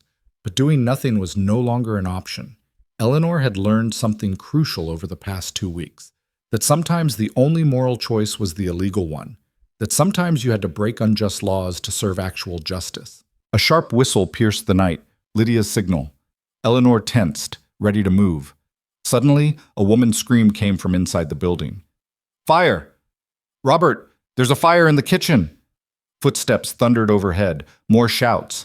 Eleanor saw figures moving past the windows, shadows cast by firelight. This was it. She ran to the back door and tried the handle. Locked. Lydia had said it would be unlocked, but either the Walshes had changed their habits or something had gone wrong. Eleanor looked around desperately, spotted a window slightly ajar, and pried it open wide enough to squeeze through. She found herself in a storage room stacked with dry goods. Smoke drifted through the doorway, not thick, but alarming enough.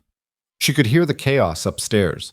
Robert Walsh shouting orders, his wife's shrill voice, children crying, and underneath it all, Lydia's voice calling for water. Eleanor moved through the storage room to the kitchen.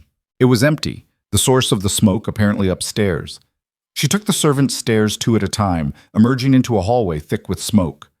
Through it, she could see the Walsh family clustered around a small fire in what looked like a linen closet.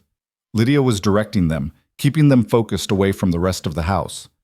Eleanor moved in the opposite direction, checking rooms, a parlor, a dining room, the children's bedroom, all empty. Where was Margaret? Then she heard it, a soft sound from behind a door at the end of the hall. Not quite crying, more like someone trying very hard not to cry. Eleanor opened the door to find a storage closet barely large enough for one person. Margaret sat inside, knees drawn up to her chest, her thin body shaking.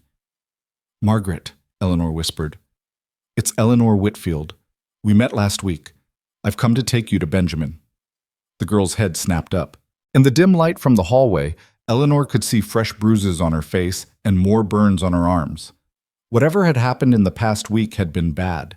"You can't," Margaret whispered. "They'll catch us. They'll hurt you." "Let them try." Eleanor held out her hand. "Benjamin is waiting in a wagon 2 blocks from here. We're leaving Selena tonight, and you're coming with us. But we have to go now, while they're distracted."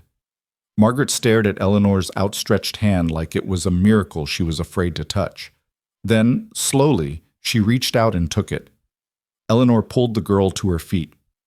Margaret was taller than Benjamin, but just as painfully thin, her gray dress hanging off her frame. She moved stiffly, as if everything hurt. "Can you run?" Eleanor asked. "I think so." "Then run." They moved back down the hallway, away from the smoke and chaos. Eleanor could hear Robert Walsh cursing now, the fire apparently under control. They had minutes at most before someone noticed Margaret was missing. They reached the servants' stairs and descended quickly.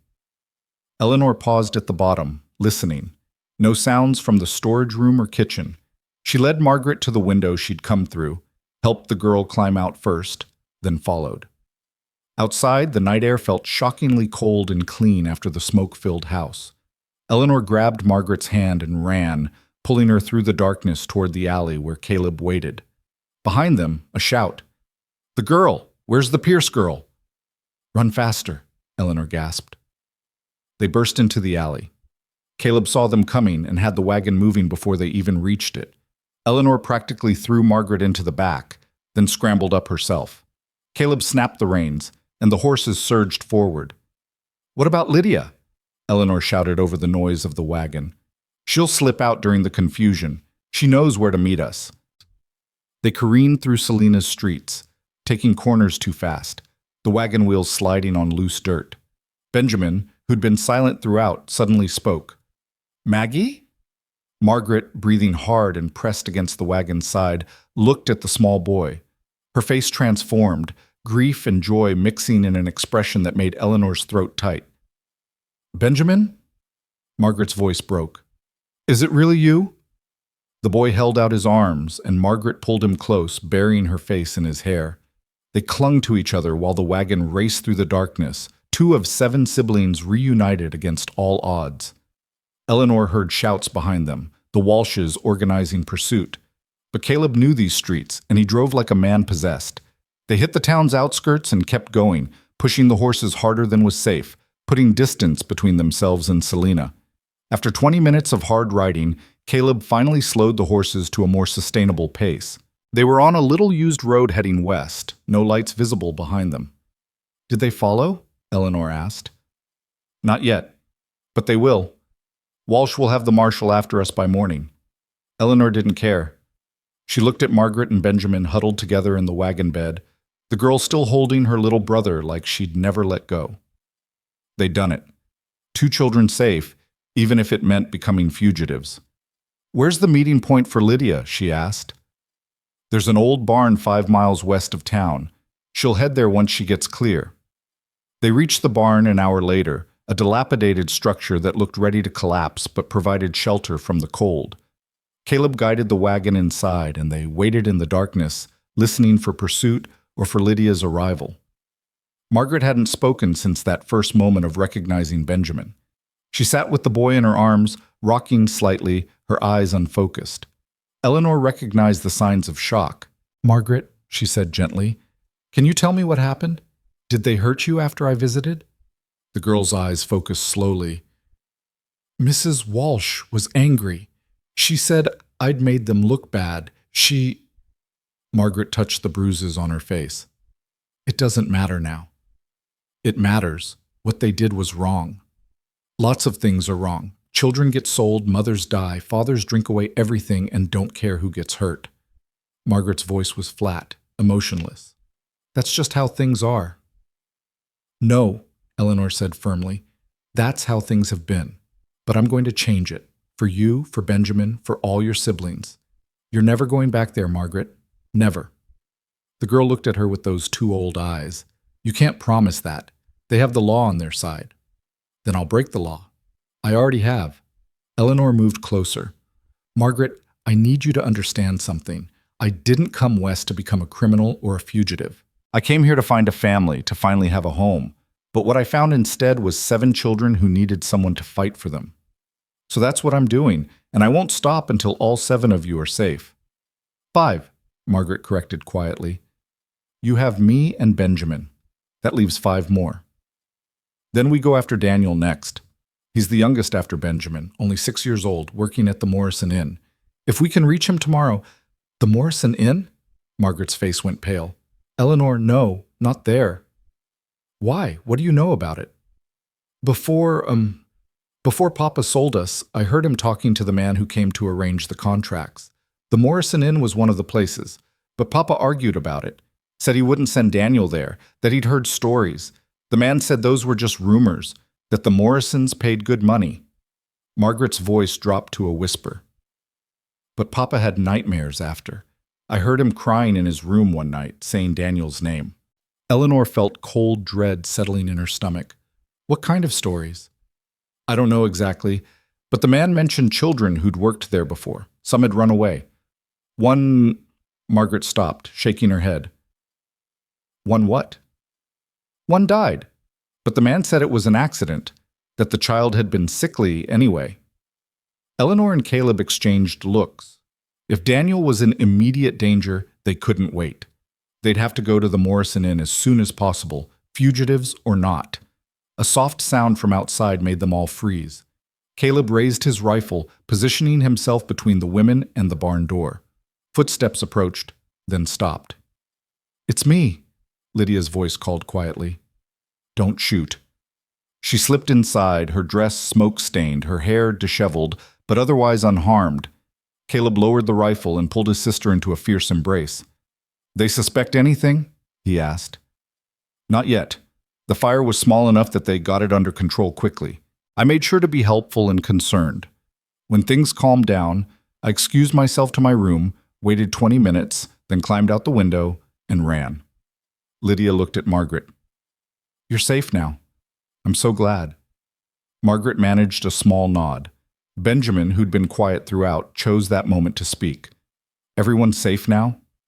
Eleanor wished she could say yes, but 5 children were still out there. Thomas in a coal mine, the twins on separate farms, Sarah in a textile mill, and Daniel in a place even Harold Pierce had been afraid to send him. Not everyone yet, she told Benjamin honestly, but we're working on it. They stayed in the barn until dawn, taking turns keeping watch. When gray light finally filtered through the gaps in the walls, Caleb assessed their situation. The Walshes will have reported Margaret missing by now. The marshal will be organizing a search, and they'll be watching the roads. We can't go back to Milbrook. That's the first place they'll look. Then we go to the Morrison Inn, Eleanor said. We're already fugitives. Might as well make it count by saving another child.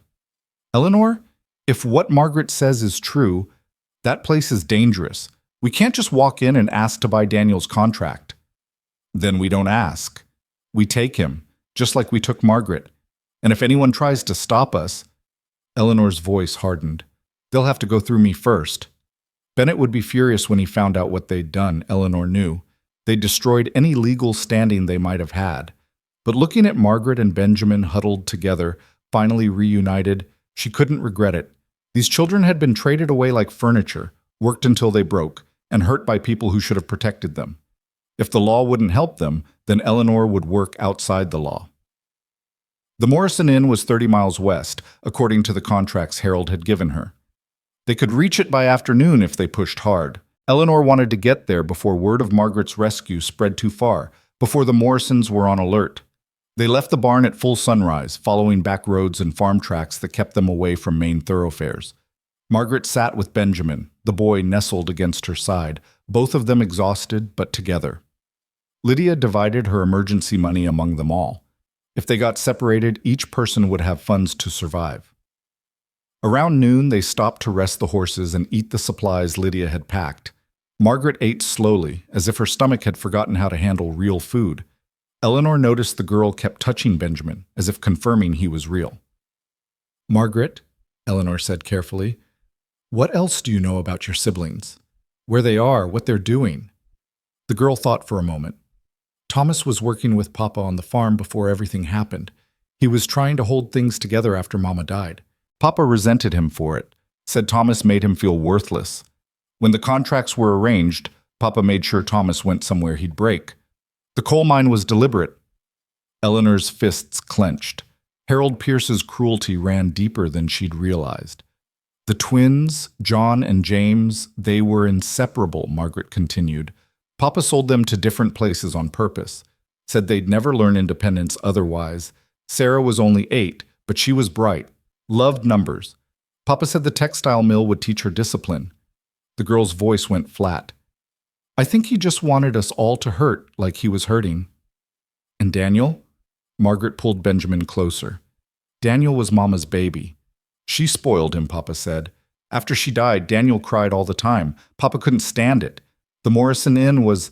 I think Papa wanted Daniel far enough away that he wouldn't have to hear him crying anymore. Eleanor felt sick. This wasn't a father making hard choices during difficult times. This was a man deliberately punishing his children for the crime of needing him after their mother died.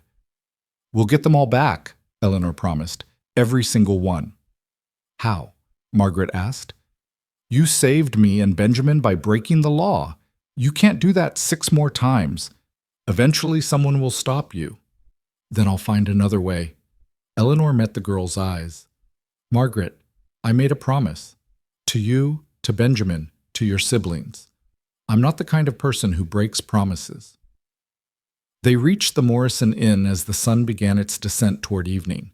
The place sat at a crossroads where 2 dusty trails met, a 2-story wooden structure with a stable, a main building, and several outbuildings. Smoke rose from the chimney, and Eleanor could see wagons in the yard, travelers stopping for the night.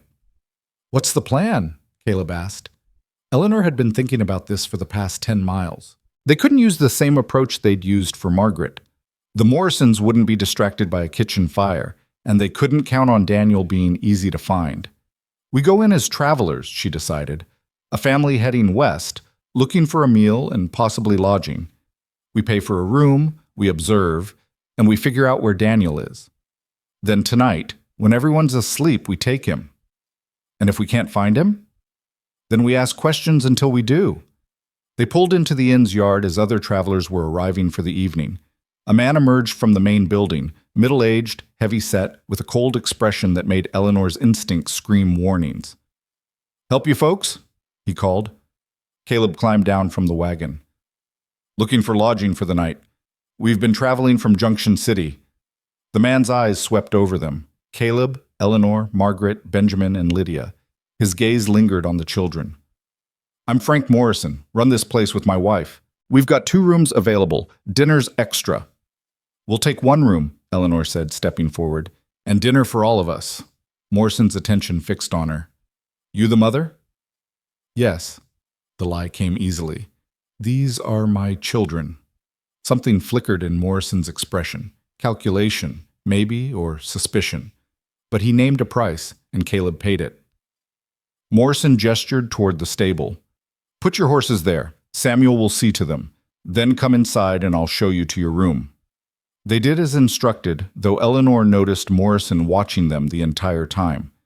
She also noticed there were no other children visible, no one playing in the yard, no one helping with chores. In a busy inn, that seemed wrong. The interior of the Morrison Inn was dim and smelled of old cooking grease and unwashed bodies. The main room served as both tavern and dining area, with rough tables and chairs scattered around. A few travelers sat drinking, but the atmosphere felt oppressive rather than convivial. Morrison led them upstairs to a small room with 2 beds and a window overlooking the yard. Dinner's at 6. Don't be late. After he left, Eleanor immediately went to the window and studied the layout of the property. The outbuildings included what looked like a workshop, a smokehouse, and a small structure that might be servants' quarters. Daniel's probably in one of those buildings, she whispered to Caleb, working or locked up somewhere. We can't search them all without being noticed. Then we ask, carefully. Eleanor turned to Margaret. You and Benjamin stay here with Lydia. Don't open the door for anyone. Caleb and I will go down to dinner and see what we can learn. Dinner was a grim affair, watery stew and hard bread served by a woman who must be Mrs. Morrison. She was as cold as her husband, moving through the room without speaking except to take orders. Eleanor watched her carefully, looking for any sign of warmth or humanity. She found none. After forcing down the tasteless stew, Eleanor caught Mrs. Morrison's attention. "Excuse me, ma'am. I noticed you don't seem to have any help. A busy inn like this, surely you need servants?" Mrs. Morrison's face closed off. "We manage. I only ask because I'm looking for work for my oldest son when we settle out west. Thought perhaps you might need a strong boy." "We don't hire." Mrs. Morrison turned away, but Eleanor had seen it, the flash of something in the woman's eyes when Eleanor mentioned a boy. Fear? Guilt? Whatever it was, it confirmed Daniel was here. Back upstairs, Eleanor relayed what she'd observed. "He's here somewhere. I'm sure of it. We'll wait until midnight, then search the outbuildings." The hours crawled past. Benjamin fell asleep quickly, exhausted from the journey. Margaret stayed awake, keeping watch by the window. Lydia dozed fitfully in a chair. Around 11, the sounds from downstairs finally quieted as the last travelers headed to their rooms. At midnight, Eleanor and Caleb slipped out of the room and down the back stairs. The kitchen was dark, the fire banked for the night. They moved through it silently and out into the yard. The moon was bright enough to see by, but not so bright they'd be easily visible. Eleanor headed for the small structure she'd identified as possible servants' quarters. The door was locked, but she could see a faint light through a crack in the boards. "Someone's in there," she whispered. Caleb examined the lock. "It's padlocked from the outside. Whoever's in there is locked in." Eleanor felt her heart rate spike. "Can you break it?" Not quietly. Caleb looked around and spotted a tool shed. "Wait here." He returned moments later with a heavy file. Working carefully, he began filing through the padlock's shackle. The sound seemed impossibly loud in the quiet night, metal on metal scraping and grinding. Eleanor kept watch, certain someone would hear and investigate. After 10 agonizing minutes, the shackle gave way. Caleb pulled the padlock free and opened the door. The smell hit them first. Unwashed bodies, sickness, and human waste. Eleanor's eyes adjusted to the dim interior, lit only by a single candle stub. What she saw made her stomach turn. 3 children sat huddled on a dirt floor. 2 were older, perhaps 10 or 11, their faces hollow and their clothes filthy. The third was smaller, dark-haired, his thin body curled into a ball. "Daniel?" Eleanor whispered. The small boy's head lifted slowly. His face was bruised and one eye was swollen shut. But his features were recognizable from the family resemblance. He looked like Benjamin, only slightly older and far more damaged. "Daniel Pierce?" Eleanor tried again, stepping closer. The boy flinched violently. "I'm sorry," he said automatically. "I'll work harder.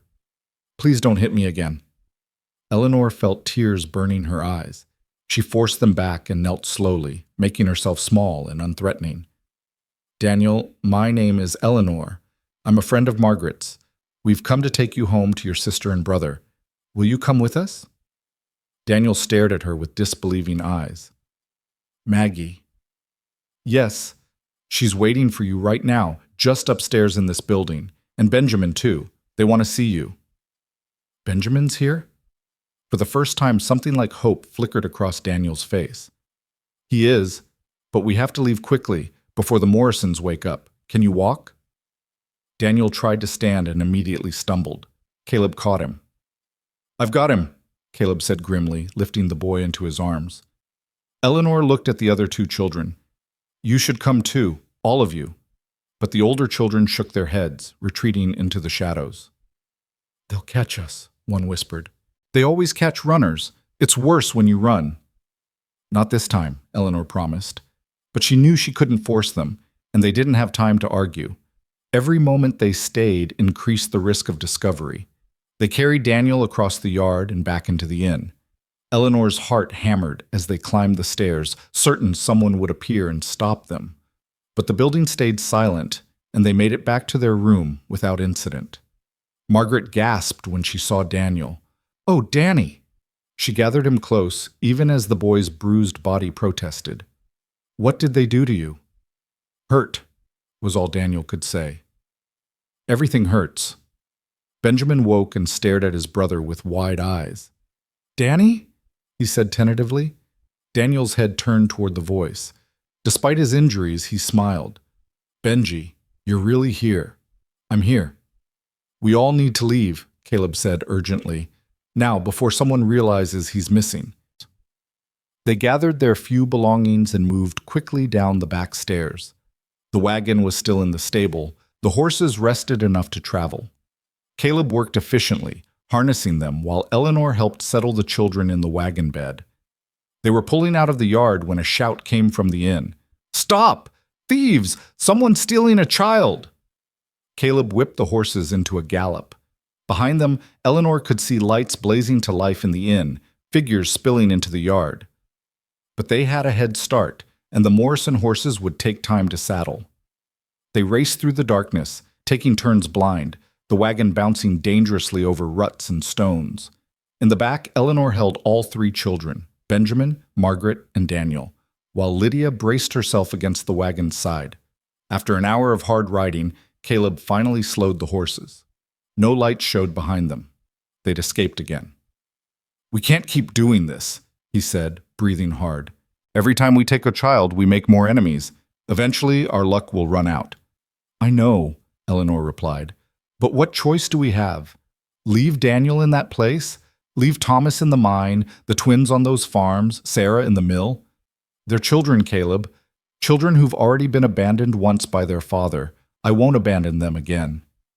"Then we need a better plan, because running from county to county with stolen children isn't sustainable." Eleanor knew he was right, but looking at Daniel's battered face, at Margaret's protective embrace of her brothers, she also knew she'd do it all again. 3 children safe now, 4 more to go. And somewhere in Kansas, 4 siblings waited, not knowing rescue was coming, but hoping anyway. Eleanor would find them. However long it took, however many laws she had to break, however many enemies she had to make. She'd find them, and she'd bring them home. They couldn't return to Milbrook. By morning, word would spread across Kansas territory. A woman and her accomplices had stolen 3 children from their legal guardians. The Walshes would press charges, the Morrisons would demand justice, and every lawman would be watching for a wagon carrying 3 dark-haired children. Eleanor understood this as they traveled through the pre-dawn darkness, putting distance between themselves and the Morrison Inn. She understood, too, that her original plan, carefully negotiating each contract, working through legal channels, maintaining respectability, was dead. She was a fugitive now, and the 4 remaining Pierce children were still scattered and suffering. "We need somewhere safe," Lydia said as gray light began touching the horizon. "Somewhere to regroup and care for these children properly." Daniel had fallen into a fevered sleep in Eleanor's arms, his small body burning hot. Margaret held Benjamin close, her eyes hollow with exhaustion. They all needed rest, food, and medical attention. But where could they go that wouldn't immediately turn them over to authorities? "I know a place," Caleb said quietly. "About 40 miles north, near the Nebraska border.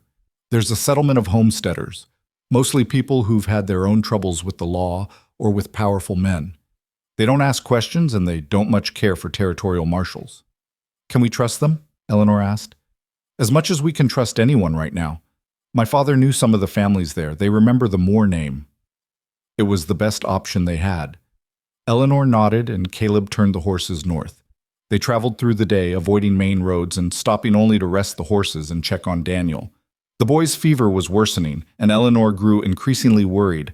Whatever the Morrisons had done to him had left him seriously injured. "He needs a doctor," Margaret said, her voice tight with fear. "Eleanor, he's getting worse." "I know." Eleanor bathed Daniel's forehead with water from their canteen, but it did little good. "We'll find help as soon as we can." Benjamin watched his brother with frightened eyes. "Danny's sick?" "He'll be all right," Margaret told him, though her expression said she wasn't sure. They reached the settlement late that afternoon, a collection of rough cabins and homesteads spread across a valley where the Kansas prairie began yielding to different terrain. Caleb drove directly to the largest cabin, where smoke rose from the chimney. A woman emerged as they approached, tall, gray-haired, with the weathered face of someone who'd survived hard years. She studied them with sharp eyes, taking in the exhausted adults and sick children. "Caleb Moore," she said finally. "Heard you settled down in Milbrook. What brings you back north?" "Trouble, Mrs. Hendricks, the kind that needs discretion." The woman's gaze moved to Eleanor and the children. Something in her face softened. "Bring them inside. Looks like that little one needs tending." The cabin's interior was simple but clean, warmed by a large fireplace. Mrs. Hendricks directed them to lay Daniel on a bed in the corner, then examined him with practiced hands. "Broken ribs, maybe internal bleeding," she said grimly. "And this fever suggests infection. What happened to him?" "He was being held at the Morrison Inn," Eleanor said. "We found him locked in an outbuilding with other children, all of them in terrible condition." Mrs. Hendricks' expression darkened. "I've heard stories about that place. Nothing proven, but enough rumors to keep decent folk away." She began cleaning Daniel's wounds. "This child needs proper medical care. I can do some, but—" "Do whatever you can," Eleanor interrupted. "We can't risk taking him to a regular doctor. They'd report us immediately." "Figured as much. You folks on the run?" "We're trying to save 7 children who were sold by their father," Caleb explained. "We've recovered 3. The rest are still out there." Mrs. Hendricks worked in silence for a moment, then called toward another room. "Jacob, bring my medicine kit and some clean bandages." A man appeared, Mrs. Hendricks's husband, Eleanor assumed, and handed over the supplies without question. This was clearly a household that knew when not to ask for details. Over the next hour, Mrs. Hendricks cleaned and dressed Daniel's wounds, gave him medicine for the fever, and made him as comfortable as possible. Benjamin and Margaret never left his side, their small family knitting back together despite everything trying to tear them apart. "He'll need days of rest and careful nursing," Mrs. Hendricks said finally. "But he should recover. The child's tougher than he looks." Eleanor felt tears of relief threatening. "Thank you. I don't know how to repay—" "Don't need repayment. Just need you to tell me the truth. Those other 4 children you're after, where are they?" Eleanor explained about Thomas in the coal mine, the twins on separate farms, and Sarah in the textile mill. She laid out the contracts Harold Pierce had signed, the impossible amounts of money needed to buy them back, and the legal obstacles they faced. Mrs. Hendricks listened carefully, then stood and walked to the window. "Caleb, do you remember the Johansson brothers? The ones who helped Father when the bank tried to take our land?" "Same ones. They work at the Blackwood Mining Company now. Been there about 3 years. If Thomas Pierce is in those mines, they might be able to help." She turned back to Eleanor. "As for the others, there are people in this settlement who've had their own run-ins with powerful folks. People who understand what it's like when the law protects the wrong people. Let me make some inquiries." Eleanor wanted to protest that they'd already put this family at enough risk, but the words wouldn't come. They needed help desperately, and Mrs. Hendricks was offering exactly what they required: connections, knowledge, and the willingness to work outside official channels. "Why would you help us?" she asked instead. Mrs. Hendricks' face grew distant. "Because 20 years ago, my sister's children were taken from her by a man with money and lawyers and the law on his side. She fought for years to get them back, but she died before she could.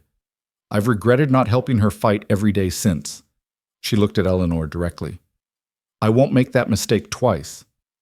Over the next 3 days, as Daniel slowly recovered and the children rested, Mrs. Hendricks worked quietly.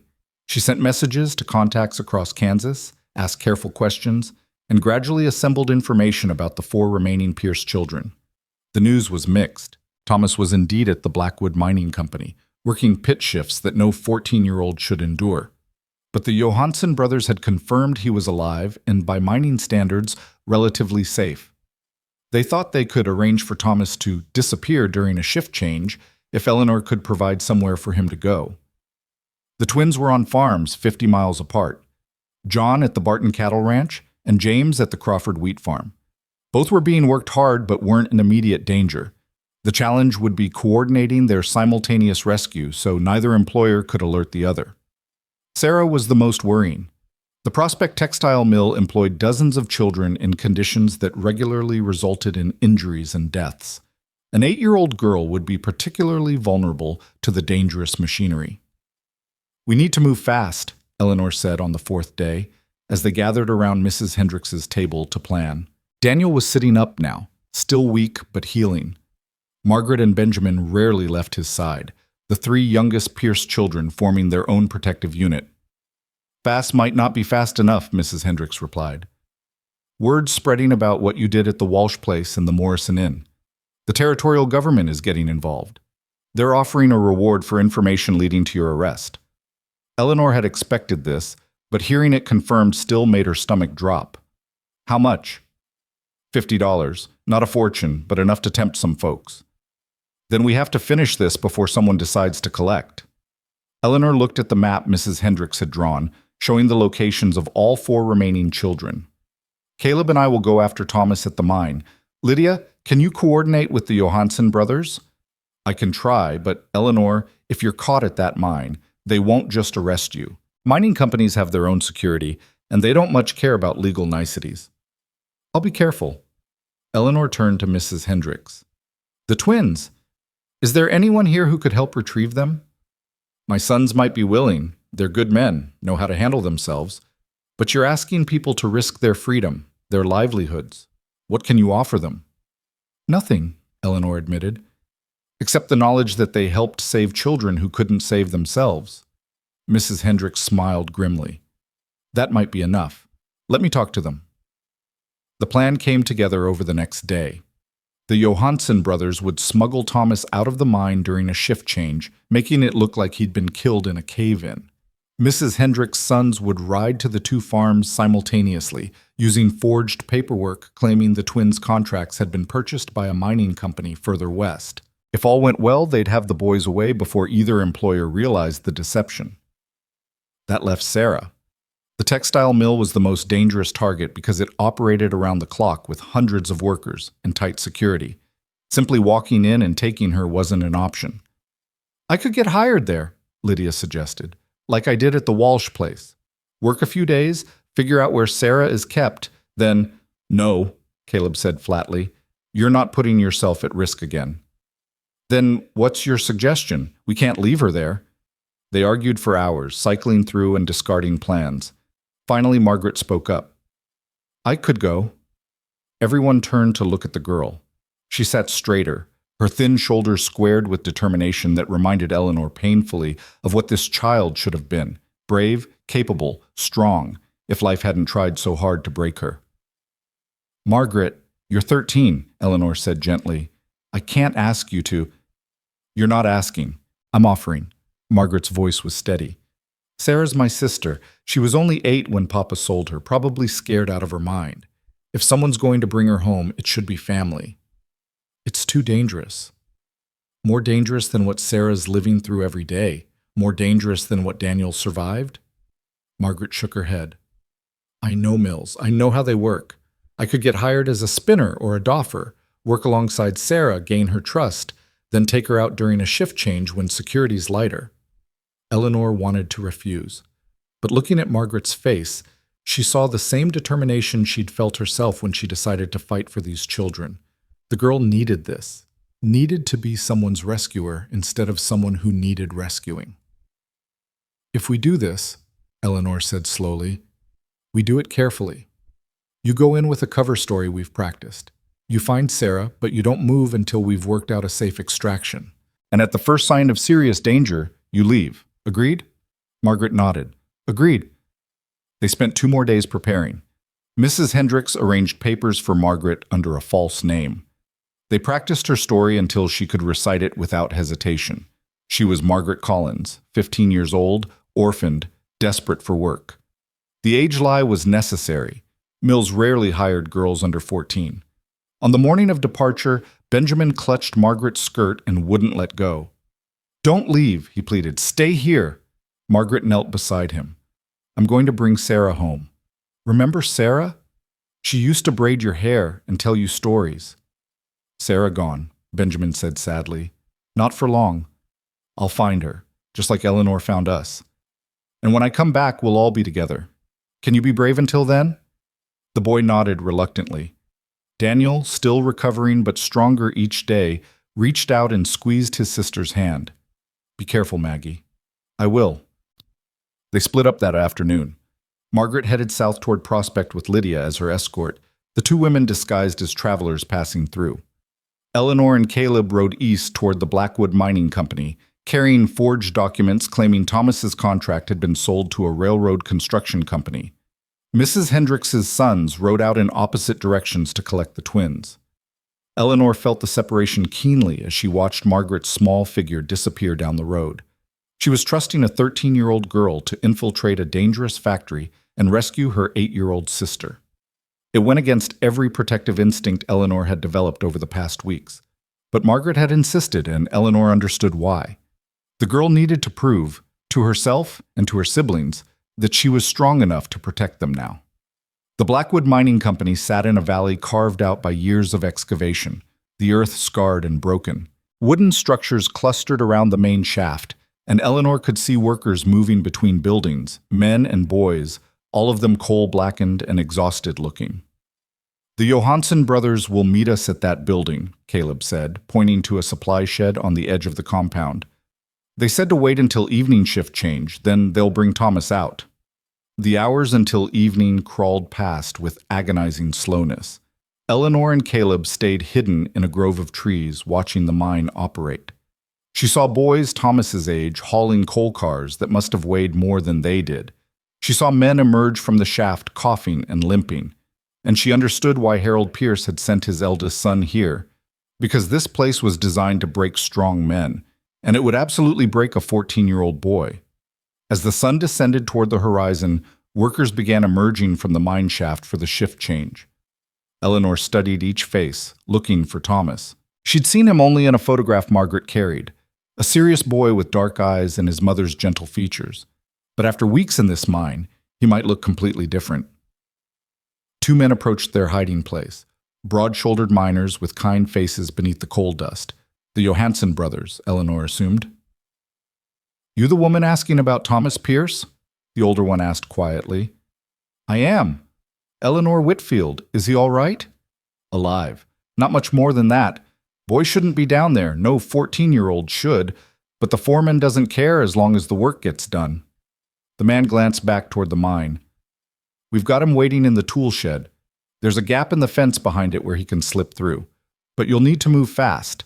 They take roll after shift change, and when Thomas doesn't show up, they'll start looking." Eleanor nodded. "We're ready." The Johansson brothers led them around the perimeter of the compound, staying in shadows and avoiding the security patrols.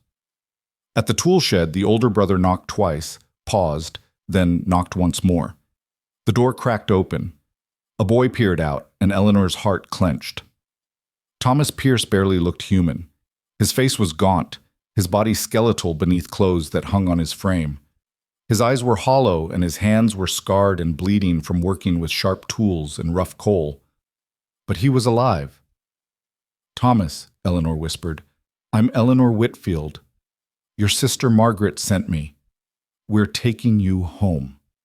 The boy stared at her with disbelieving eyes.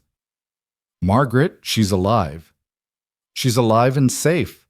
And so are Benjamin and Daniel. They're waiting for you." Thomas's face crumpled. He'd been holding himself together through sheer will, Eleanor realized, and her words had shattered his control. The younger Johansson brother caught him as he stumbled. "No time for reunions yet," the man said gently. "Get him out of here. We'll cover his disappearance as long as we can." They moved quickly through the gap in the fence and into the trees where they'd left the wagon. Thomas collapsed onto the wagon bed, his body giving out now that escape was possible. Eleanor covered him with blankets and gave him water, which he drank desperately. "Benjamin," he gasped between gulps. "He's really safe?" "He is. I bought back his contract and got him away from the man who was hurting him. He's with Mrs. Hendricks now, being cared for properly." "And Margaret and Daniel?" "Margaret's on a mission right now. She's gone to rescue Sarah from the textile mill. Daniel's recovering from injuries he got at the Morrison Inn. But he's healing, Thomas. They're all healing." The boy's eyes closed. "I thought I'd never see them again. Papa said we were better off separated, that we'd poisoned each other with our weakness." His voice broke. "I tried so hard to be strong. I tried to keep us together after Mama died, but Papa wouldn't, he couldn't." "None of this is your fault," Eleanor said firmly. Your father made terrible choices, and you and your siblings paid the price. But that's over now. You're never going back to that mine." They traveled through the night, putting distance between themselves and the mining company. By dawn, they were back at the Hendricks settlement, where Mrs. Hendricks took one look at Thomas and immediately set about feeding him and treating his injuries. Benjamin and Daniel stared at their oldest brother with awe. Thomas looked at them with tears streaming down his face, unable to speak. They sat together in silence, three brothers reunited, while Eleanor watched and prayed that Margaret and the twins would be just as successful. Mrs. Hendricks's sons returned 2 days later with John and James Pierce. The twins looked so alike that Eleanor had trouble telling them apart. Both sandy-haired, both thin but not emaciated, both with the same wary expressions. They'd been separated for nearly 2 months, and they clung to each other with desperate relief. "The Crawford farm wasn't too bad," James said as Mrs. Hendricks examined them for injuries. "The farmer worked me hard, but he fed me decent and never beat me. The cattle ranch was rougher," John admitted. "The ranch hands didn't like having a kid around, said I was useless. But I learned fast, did what they told me." He looked at his twin. "But I missed you every single day." "Same," James whispered. 5 children safe now. Eleanor felt the weight of success and the growing pressure to complete the mission. Margaret and Sarah were still out there, and every day increased the risk of discovery.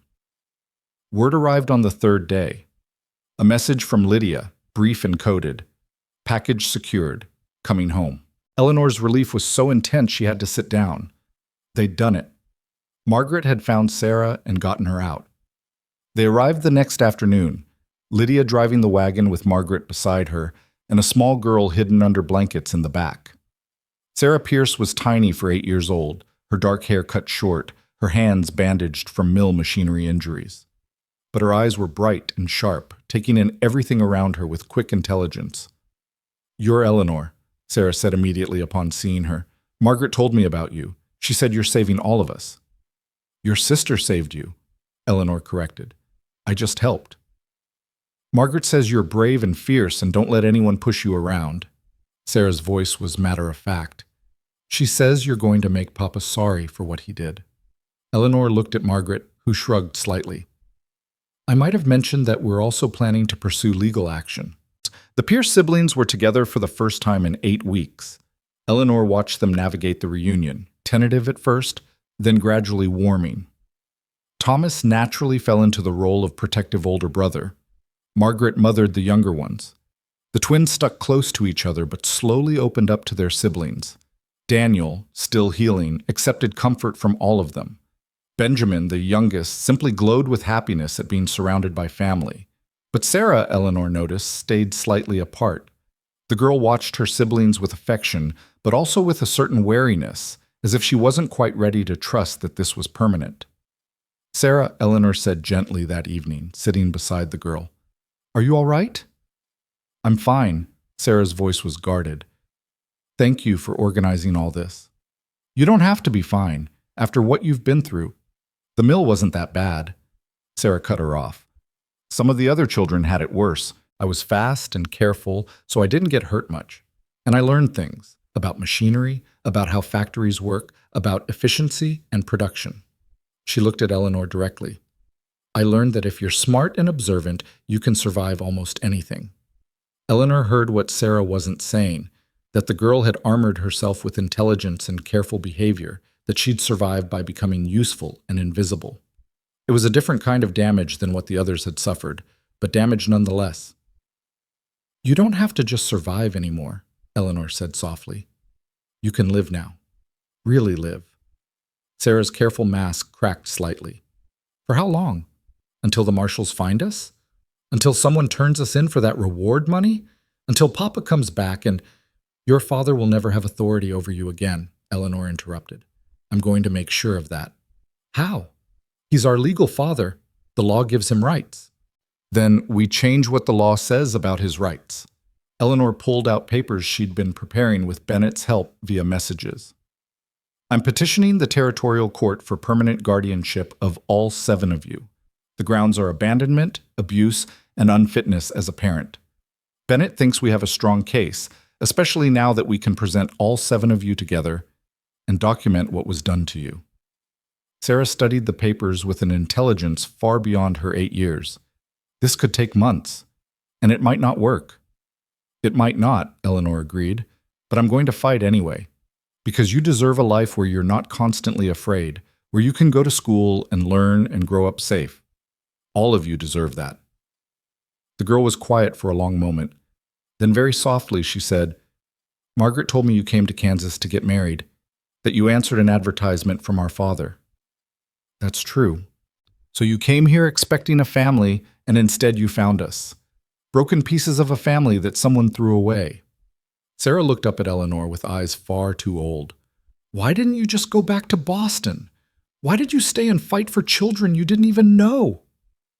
Eleanor had asked herself this question many times over the past weeks.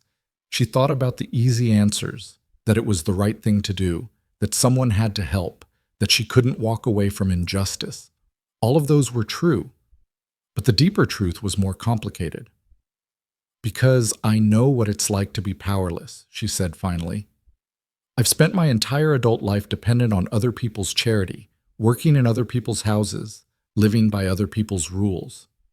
I came west because I was tired of being invisible, of having no control over my own life. And when I got here and learned what had happened to you and your siblings, I realized I had a choice. I could walk away and return to being invisible, or I could fight and finally matter, finally make a difference in the world. She touched Sarah's hand gently. You gave me a purpose, Sarah. All of you did. I didn't save you. You saved me. Sarah's eyes filled with tears she'd probably been holding back for months. Will you really keep us? All 7 of us? If the court approves my guardianship petition, yes. And even if they don't, I'll keep fighting until I find a way. You're my family now, all of you. The girl finally broke, throwing her arms around Eleanor and sobbing with the kind of desperate relief that came from months of holding everything inside. Eleanor held her, this brilliant child who'd survived through intelligence and careful self-control, and let her cry herself empty. The legal battle, Eleanor knew, was just beginning. Harold Pierce would fight the guardianship petition. The people who'd held the contracts would demand compensation for their losses. The territorial government would want answers about how 7 children had been kidnapped from their legal placements. It would be months of hearings, testimonies, and uncertainty. But Eleanor had something now she hadn't had when she first stepped off that train in Milbrook. 7 children who needed her, friends willing to risk everything to help, and absolute clarity about what she was fighting for. Samuel Bennett arrived at the Hendricks settlement a week later, bringing news both good and concerning. The guardianship petition had been filed and assigned to Judge Harrison, known for being fair but strict about legal procedures. The hearing was set for 6 weeks from now, giving Bennett time to prepare their case, but also giving the opposition time to organize. Harold Pierce has hired a lawyer, Bennett reported, Clayton Morse, out of Topeka. He's expensive and effective, which means someone's funding Pierce's defense. Who? Eleanor asked. My guess?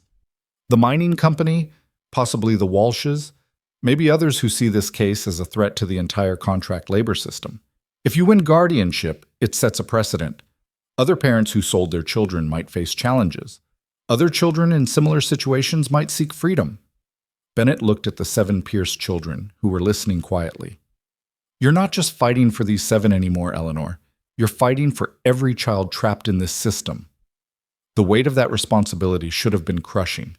Instead, Eleanor felt it settle onto her shoulders like armor. If her fight could help other children escape situations like what the Pierce siblings had endured, then she'd fight even harder. The 6 weeks before the hearing were spent preparing. Bennett interviewed each child, documenting their experiences in careful detail. Mrs. Hendricks found a doctor willing to examine them and provide medical testimony about their injuries and malnutrition. Caleb and Lydia tracked down former employees of the Walsh household and the Morrison Inn, people willing to testify about conditions children faced in those places. Eleanor worked with the children themselves, helping them heal and preparing them for the possibility that they might need to testify. Thomas, as the oldest, was the most articulate about their father's deterioration after their mother's death. Margaret could speak to the abuse she'd suffered at the Walsh house. Daniel, though still traumatized, was able to describe the Morrison Inn's horrors in simple, heartbreaking terms. The younger three wouldn't be required to testify. Bennett said it would be too traumatic, and judges rarely allowed it anyway. But their mere presence, healthy and safe with Eleanor, would speak volumes. Harold Pierce showed up at the settlement 3 weeks before the hearing. Eleanor was hanging laundry when she saw him riding up the road, and her first instinct was to gather the children and hide them. But Thomas, who'd been chopping wood nearby, spotted his father and went very still. "It's him," the boy said quietly. "That's Papa." The other children emerged from the cabin, drawn by something they must have sensed. They stood together, all 7 of them, watching their father approach. Eleanor positioned herself in front of them, protective. Harold climbed down from his horse slowly. He looked worse than when Eleanor had seen him last, thinner, grayer, worn down by something more than just age. He stared at his children with an expression Eleanor couldn't quite read. "I need to talk to them," he said. "No." Eleanor's voice was flat. "You gave up that right. They're my children. They were your children until you sold them. Now they're under my protection, and you're not coming near them." Harold's face twisted. "You think you're saving them? You're just making everything harder. The law is on my side, Miss Whitfield. I'm their father. The court will return them to me, and then where will you be? We'll be in that courtroom, presenting evidence of exactly what you did. Every bruise, every burn, every night these children spent terrified and alone because you chose gambling debts over their welfare." Eleanor took a step forward. "You wanted to speak to them? Here's your chance. Tell them why you did it. Explain to Benjamin why you sent him to a man who beat him. Tell Margaret why you sold her to people who tortured her. Make Daniel understand why you chose an inn with a reputation for dead children over keeping him safe. I'd love to hear your justification." Harold's jaw worked. Behind Eleanor, she felt the children pressing closer together, a united front against the man who'd betrayed them. Finally, Thomas spoke. "Why, Papa?" His voice was steady but full of pain. "Why couldn't you just try? After Mama died, we tried so hard to help. We worked, we managed the house, we took care of each other. All you had to do was let us. Instead, you drank and gambled and blamed us for everything. And when your debts came due, you threw us away like we meant nothing." "You don't understand," Harold said, but his voice lacked conviction. "Then explain it." Margaret stepped forward to stand beside Thomas. "Explain it so we can understand why our father chose strangers over his own children." Harold looked at his children, really looked at them, perhaps for the first time since their mother had died. Whatever he saw in their faces made him flinch. "Mary would have known what to do," he said finally. "After she died, I couldn't figure out how to keep going. Every time I looked at you, I saw her. It hurt too much." "So you made us hurt instead," Sarah said, her 8-year-old voice cutting through his excuses. "That's what you did. You were hurting, so you hurt us worse and called it necessary." Harold had no answer. He stood there in the dirt road facing the children he destroyed and seemed to finally understand what he'd done. Eleanor saw something break in his face. "I'm sorry," he whispered, "for whatever that's worth now. I'm sorry." "It's worth nothing," Thomas said, "because sorry doesn't undo those weeks in the mine. Sorry doesn't heal Margaret's burns or Daniel's broken ribs or any of it. Sorry is just a word, Papa, and words are all you ever gave us, words and broken promises and excuses." Harold looked at Eleanor. "Take care of them. Better than I did. That's all I can ask now." "I don't need your permission," Eleanor replied. "But I'll care for them anyway, because unlike you, I understand that love means sacrifice, real sacrifice, not the kind where you sacrifice others to avoid discomfort." Harold climbed back on his horse. He looked at his children one last time, then rode away. Eleanor watched him go and felt an odd mixture of pity and contempt. Harold Pierce had had everything: a wife who loved him, 7 healthy children, a working farm, and he'd destroyed it all through weakness and selfishness. She couldn't forgive that, but she could understand it, and understanding brought its own kind of peace. "Is he coming back?" Benjamin asked quietly. "No, sweetheart, he's not coming back." "Good," the boy said simply. The hearing took place on a warm day in late April, in a courthouse in Topeka that smelled of old wood and legal documents. Eleanor wore her best dress, borrowed from Mrs. Hendricks. The 7 Pierce children sat in the front row, clean and well-dressed, thanks to donations from the settlement families.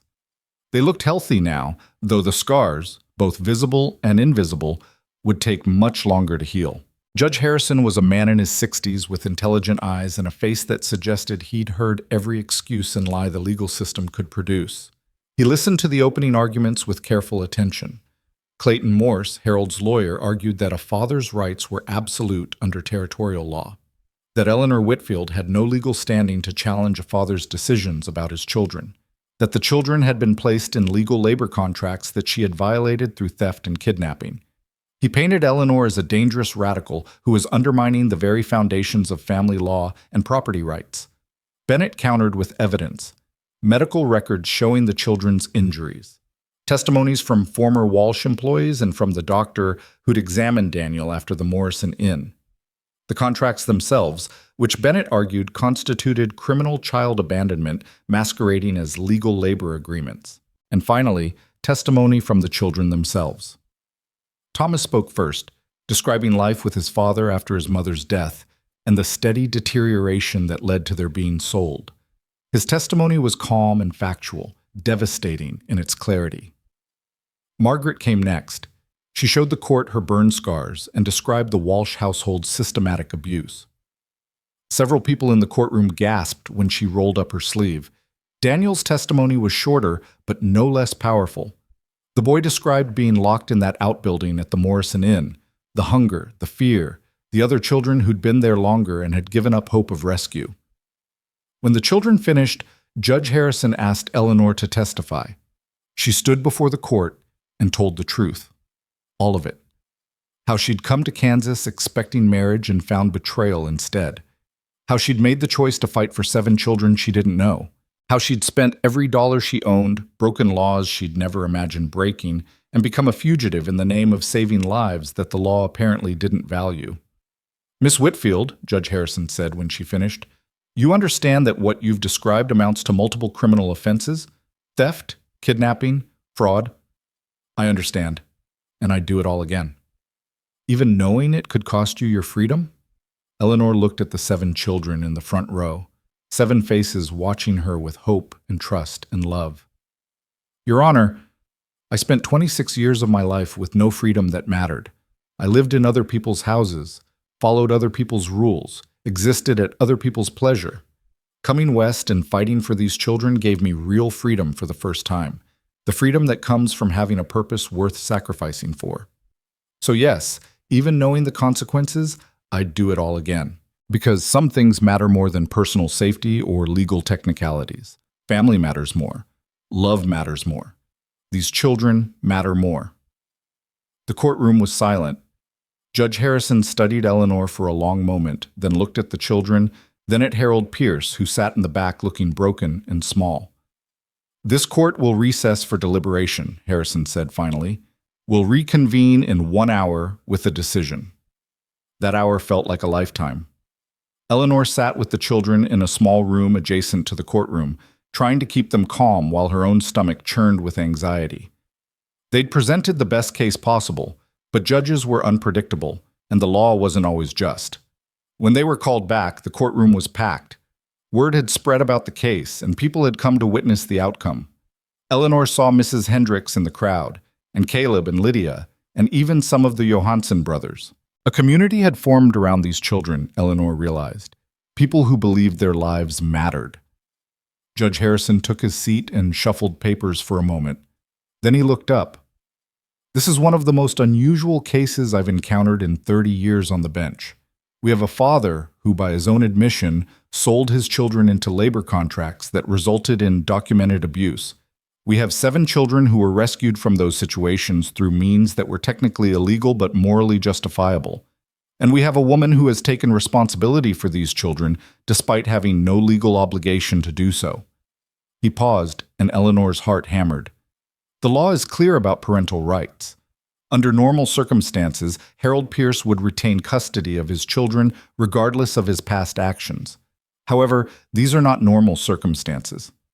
The evidence presented shows a pattern of deliberate child endangerment that goes beyond simple negligence. Mr. Pierce didn't just fail to protect his children. He actively placed them in situations he knew or should have known were dangerous. Judge Harrison looked directly at Harold. "Mr. Pierce, I'm terminating your parental rights effective immediately. You will have no further legal authority over these children, no visitation rights, and no claim to their welfare or futures. This decision is permanent and non-appealable." A murmur ran through the courtroom. Harold's lawyer started to object, but Harrison silenced him with a look. "As for Miss Whitfield," the judge continued, "I'm granting her petition for legal guardianship of all 7 Pierce children. However, this guardianship comes with conditions. First, you will cooperate fully with territorial authorities in their investigation of the mining company, the Walsh household, the Morrison Inn, and any other parties involved in child labor contract abuse. Second, you will establish a permanent residence in Kansas Territory where these children can be raised properly. Third, you will submit to annual reviews by this court to ensure the children's welfare." Eleanor could barely breathe. "Your Honor, I accept all conditions." "Furthermore," Harrison said, "regarding the criminal complaints filed against you for theft and kidnapping, I'm dismissing all charges. Your actions, while technically illegal, were necessary to prevent ongoing harm to minors. No jury in this territory would convict you, and I won't waste the court's time trying." The courtroom erupted in applause. Eleanor felt her knees go weak with relief. Behind her she heard the children crying, good tears this time, tears of joy and release. Judge Harrison banged his gavel for quiet. "One final matter, Mr. Pierce. You claimed poverty prevented you from caring for your children, yet you somehow found funds to hire an expensive lawyer for this case. Who paid Clayton Morse's fees?" Harold's lawyer stood. "Your Honor, attorney-client privilege is waived when it involves potential conspiracy to exploit children. Answer the question, Mr. Morse." The lawyer's face went red. "The Blackwood Mining Company provided the funds. They have a vested interest in maintaining the legality of labor contracts." "I see. Then let the record show that the Blackwood Mining Company attempted to use the legal system to maintain custody of a child for their commercial benefit. I'm recommending a full territorial investigation into their labor practices." Harrison looked at Eleanor. "Miss Whitfield, if you have documentation about other children in similar situations, I encourage you to bring it to the authorities. This case may be over, but the larger fight isn't." When they emerged from the courthouse, a crowd had gathered. Some were reporters, some were families who'd heard about the case, and some were just curious onlookers. Eleanor tried to shield the children from the attention, but Thomas stopped her. "Let them see us," he said quietly. "Let them see 7 children who were saved because someone cared enough to fight. Maybe it'll inspire others to do the same." He was right. Eleanor stepped back and let the Pierce children stand together in the courthouse square. 7 siblings, alive and free, proof that the system could be challenged and defeated. A reporter pushed forward. "Miss Whitfield, what will you do now?" Eleanor looked at the children, then at her friends, then at the crowd of strangers who'd come to witness this moment. "I'm going to find a house large enough for 8 people. I'm going to enroll these children in school. I'm going to help them heal and grow and become the people they were meant to be before trauma tried to break them." She paused. "And I'm going to keep fighting for other children trapped in similar situations. Because this case showed me something important, that individual courage can create change, that ordinary people can stand against injustice and win." "Do you have any message for other families facing similar situations?" another reporter called. Eleanor thought carefully before answering. "Yes. If you're a parent who's struggling, reach out for help before you do something you can't undo. There are people who will help you, resources available, alternatives to selling your children into servitude. And if you're someone who sees a child in danger, don't look away. Don't assume someone else will help. Be the person who acts, even when it's hard, even when it's risky, even when the law isn't on your side. Because sometimes the only thing standing between a child and destruction is one person brave enough to care." The reporter scribbled frantically. Eleanor knew her words would be in newspapers across Kansas by tomorrow, possibly further. She hoped they'd reach someone who needed to hear them. Mrs. Hendricks had offered to let them stay at the settlement permanently, but Eleanor had other plans. With Bennett's help, she purchased a small farm outside Milbrook, Nothing grand, just a house with enough bedrooms for everyone and enough land to be self-sufficient. The sale was funded partially by her remaining money and partially by donations from people who'd followed the case and wanted to help. They moved in on a Saturday in May, when the Kansas prairie was finally turning green and wildflowers dotted the fields. The children explored their new home with wonder. Thomas claimed the attic room where he could be alone when needed. Margaret and Sarah chose to share a room so they could talk late into the night. The twins took over a room together, and Benjamin and Daniel bunked nearby. Eleanor's own room was small but sufficient. She stood at the window that first night, watching the sun set over land that was theirs now, truly theirs. In the yard below, she could see the children playing, actual playing, running and laughing in a way they probably hadn't done since before their mother died. "We did it," Lydia said from the doorway. She'd come to help them settle in. "Against all odds, against the law, against common sense, we actually did it." "We did," Eleanor agreed, "though sometimes I still can't quite believe it." "What will you do now? I mean long term. You have 7 children to raise, a farm to run, and probably a reputation as the most stubborn woman in Kansas territory." Eleanor smiled. "I'll raise these children properly. I'll make sure they get educations and opportunities and safety. And then, when they're old enough to manage without me, I'll do it again." "Do what again?" "Fight for children who need someone to fight for them." Judge Harrison was right. There are dozens, maybe hundreds of children trapped in situations like what the Pierce siblings endured. Someone needs to help them. Why not me? Lydia shook her head in amazement. Most people would be content with saving 7 children. You want to save them all. Not all. That's impossible. But some. As many as I can reach. Eleanor turned from the window. "I came west to find a family, Lydia, and I did, just not the one I expected. These 7 children gave me purpose and meaning. How can I not pay that forward?" Downstairs, she heard Benjamin calling for her. She excused herself and went down to find all 7 children gathered in the kitchen, looking uncertain. "What's wrong?" she asked. Thomas stepped forward as their spokesperson. "We were talking, and we realized we don't know what to call you. You're not our mother, but you're not exactly just Eleanor either. We thought we should ask what you'd prefer." Eleanor's throat tightened. She'd wondered about this herself, but had been afraid to raise it. "What would you like to call me?" The children looked at each other. Finally, Sarah spoke. "Would it be all right if we called you Mama? We know you're not our real mother, and we'll always remember her. But you've done everything a mother does, protected us, fought for us, loved us. So if it's okay with you—" Eleanor couldn't speak. She nodded, tears streaming down her face. "Mama it is then," Thomas said, smiling. "Our first mama gave us life. You gave us life back. Seems fitting." That night, after the children were all in bed, Eleanor sat at the kitchen table and wrote a letter to Samuel Bennett. She outlined her plans to help other children, asked for his advice on legal approaches, and requested his assistance in identifying cases where intervention might be needed. She wrote to Mrs. Hendricks, thanking her for everything and asking her to keep Eleanor informed about any children in the settlement who might need help.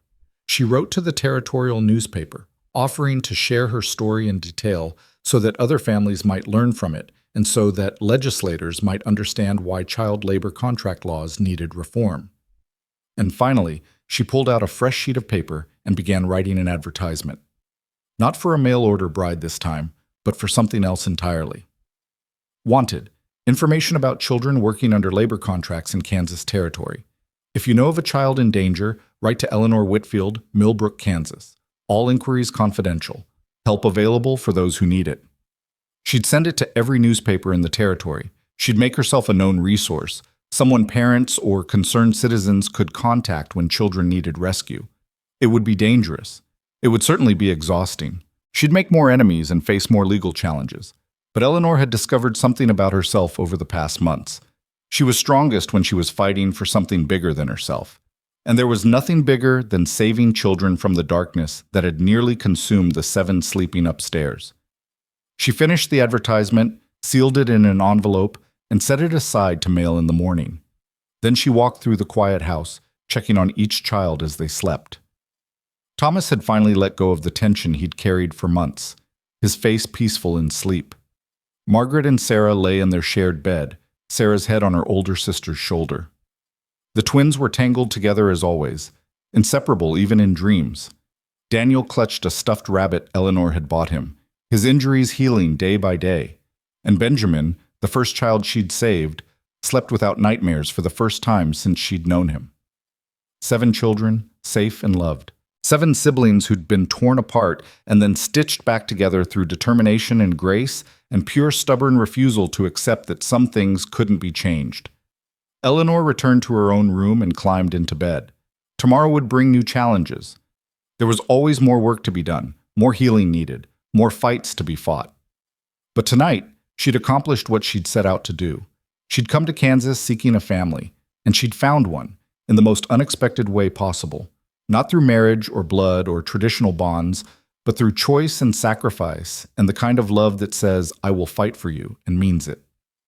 Eleanor Whitfield had arrived in Kansas as a mail-order bride with nowhere else to go. She'd become something far greater, a mother by choice, a fighter for justice, and living proof that one person's courage could change the world for 7 children who desperately needed someone to care. And in saving them, they'd saved her right back, giving her the purpose and family she'd been seeking all along. That was the real miracle. Not that she'd rescued 7 children, but that they'd rescued her too, transforming a woman with nothing into a mother with everything that truly mattered. The story could have ended there, with everyone safe and together. But Eleanor knew it was really just beginning. 7 children had been saved, but countless more waited in darkness. And Eleanor Whitfield, who'd learned that love meant fighting even when the odds seemed impossible, was just getting started.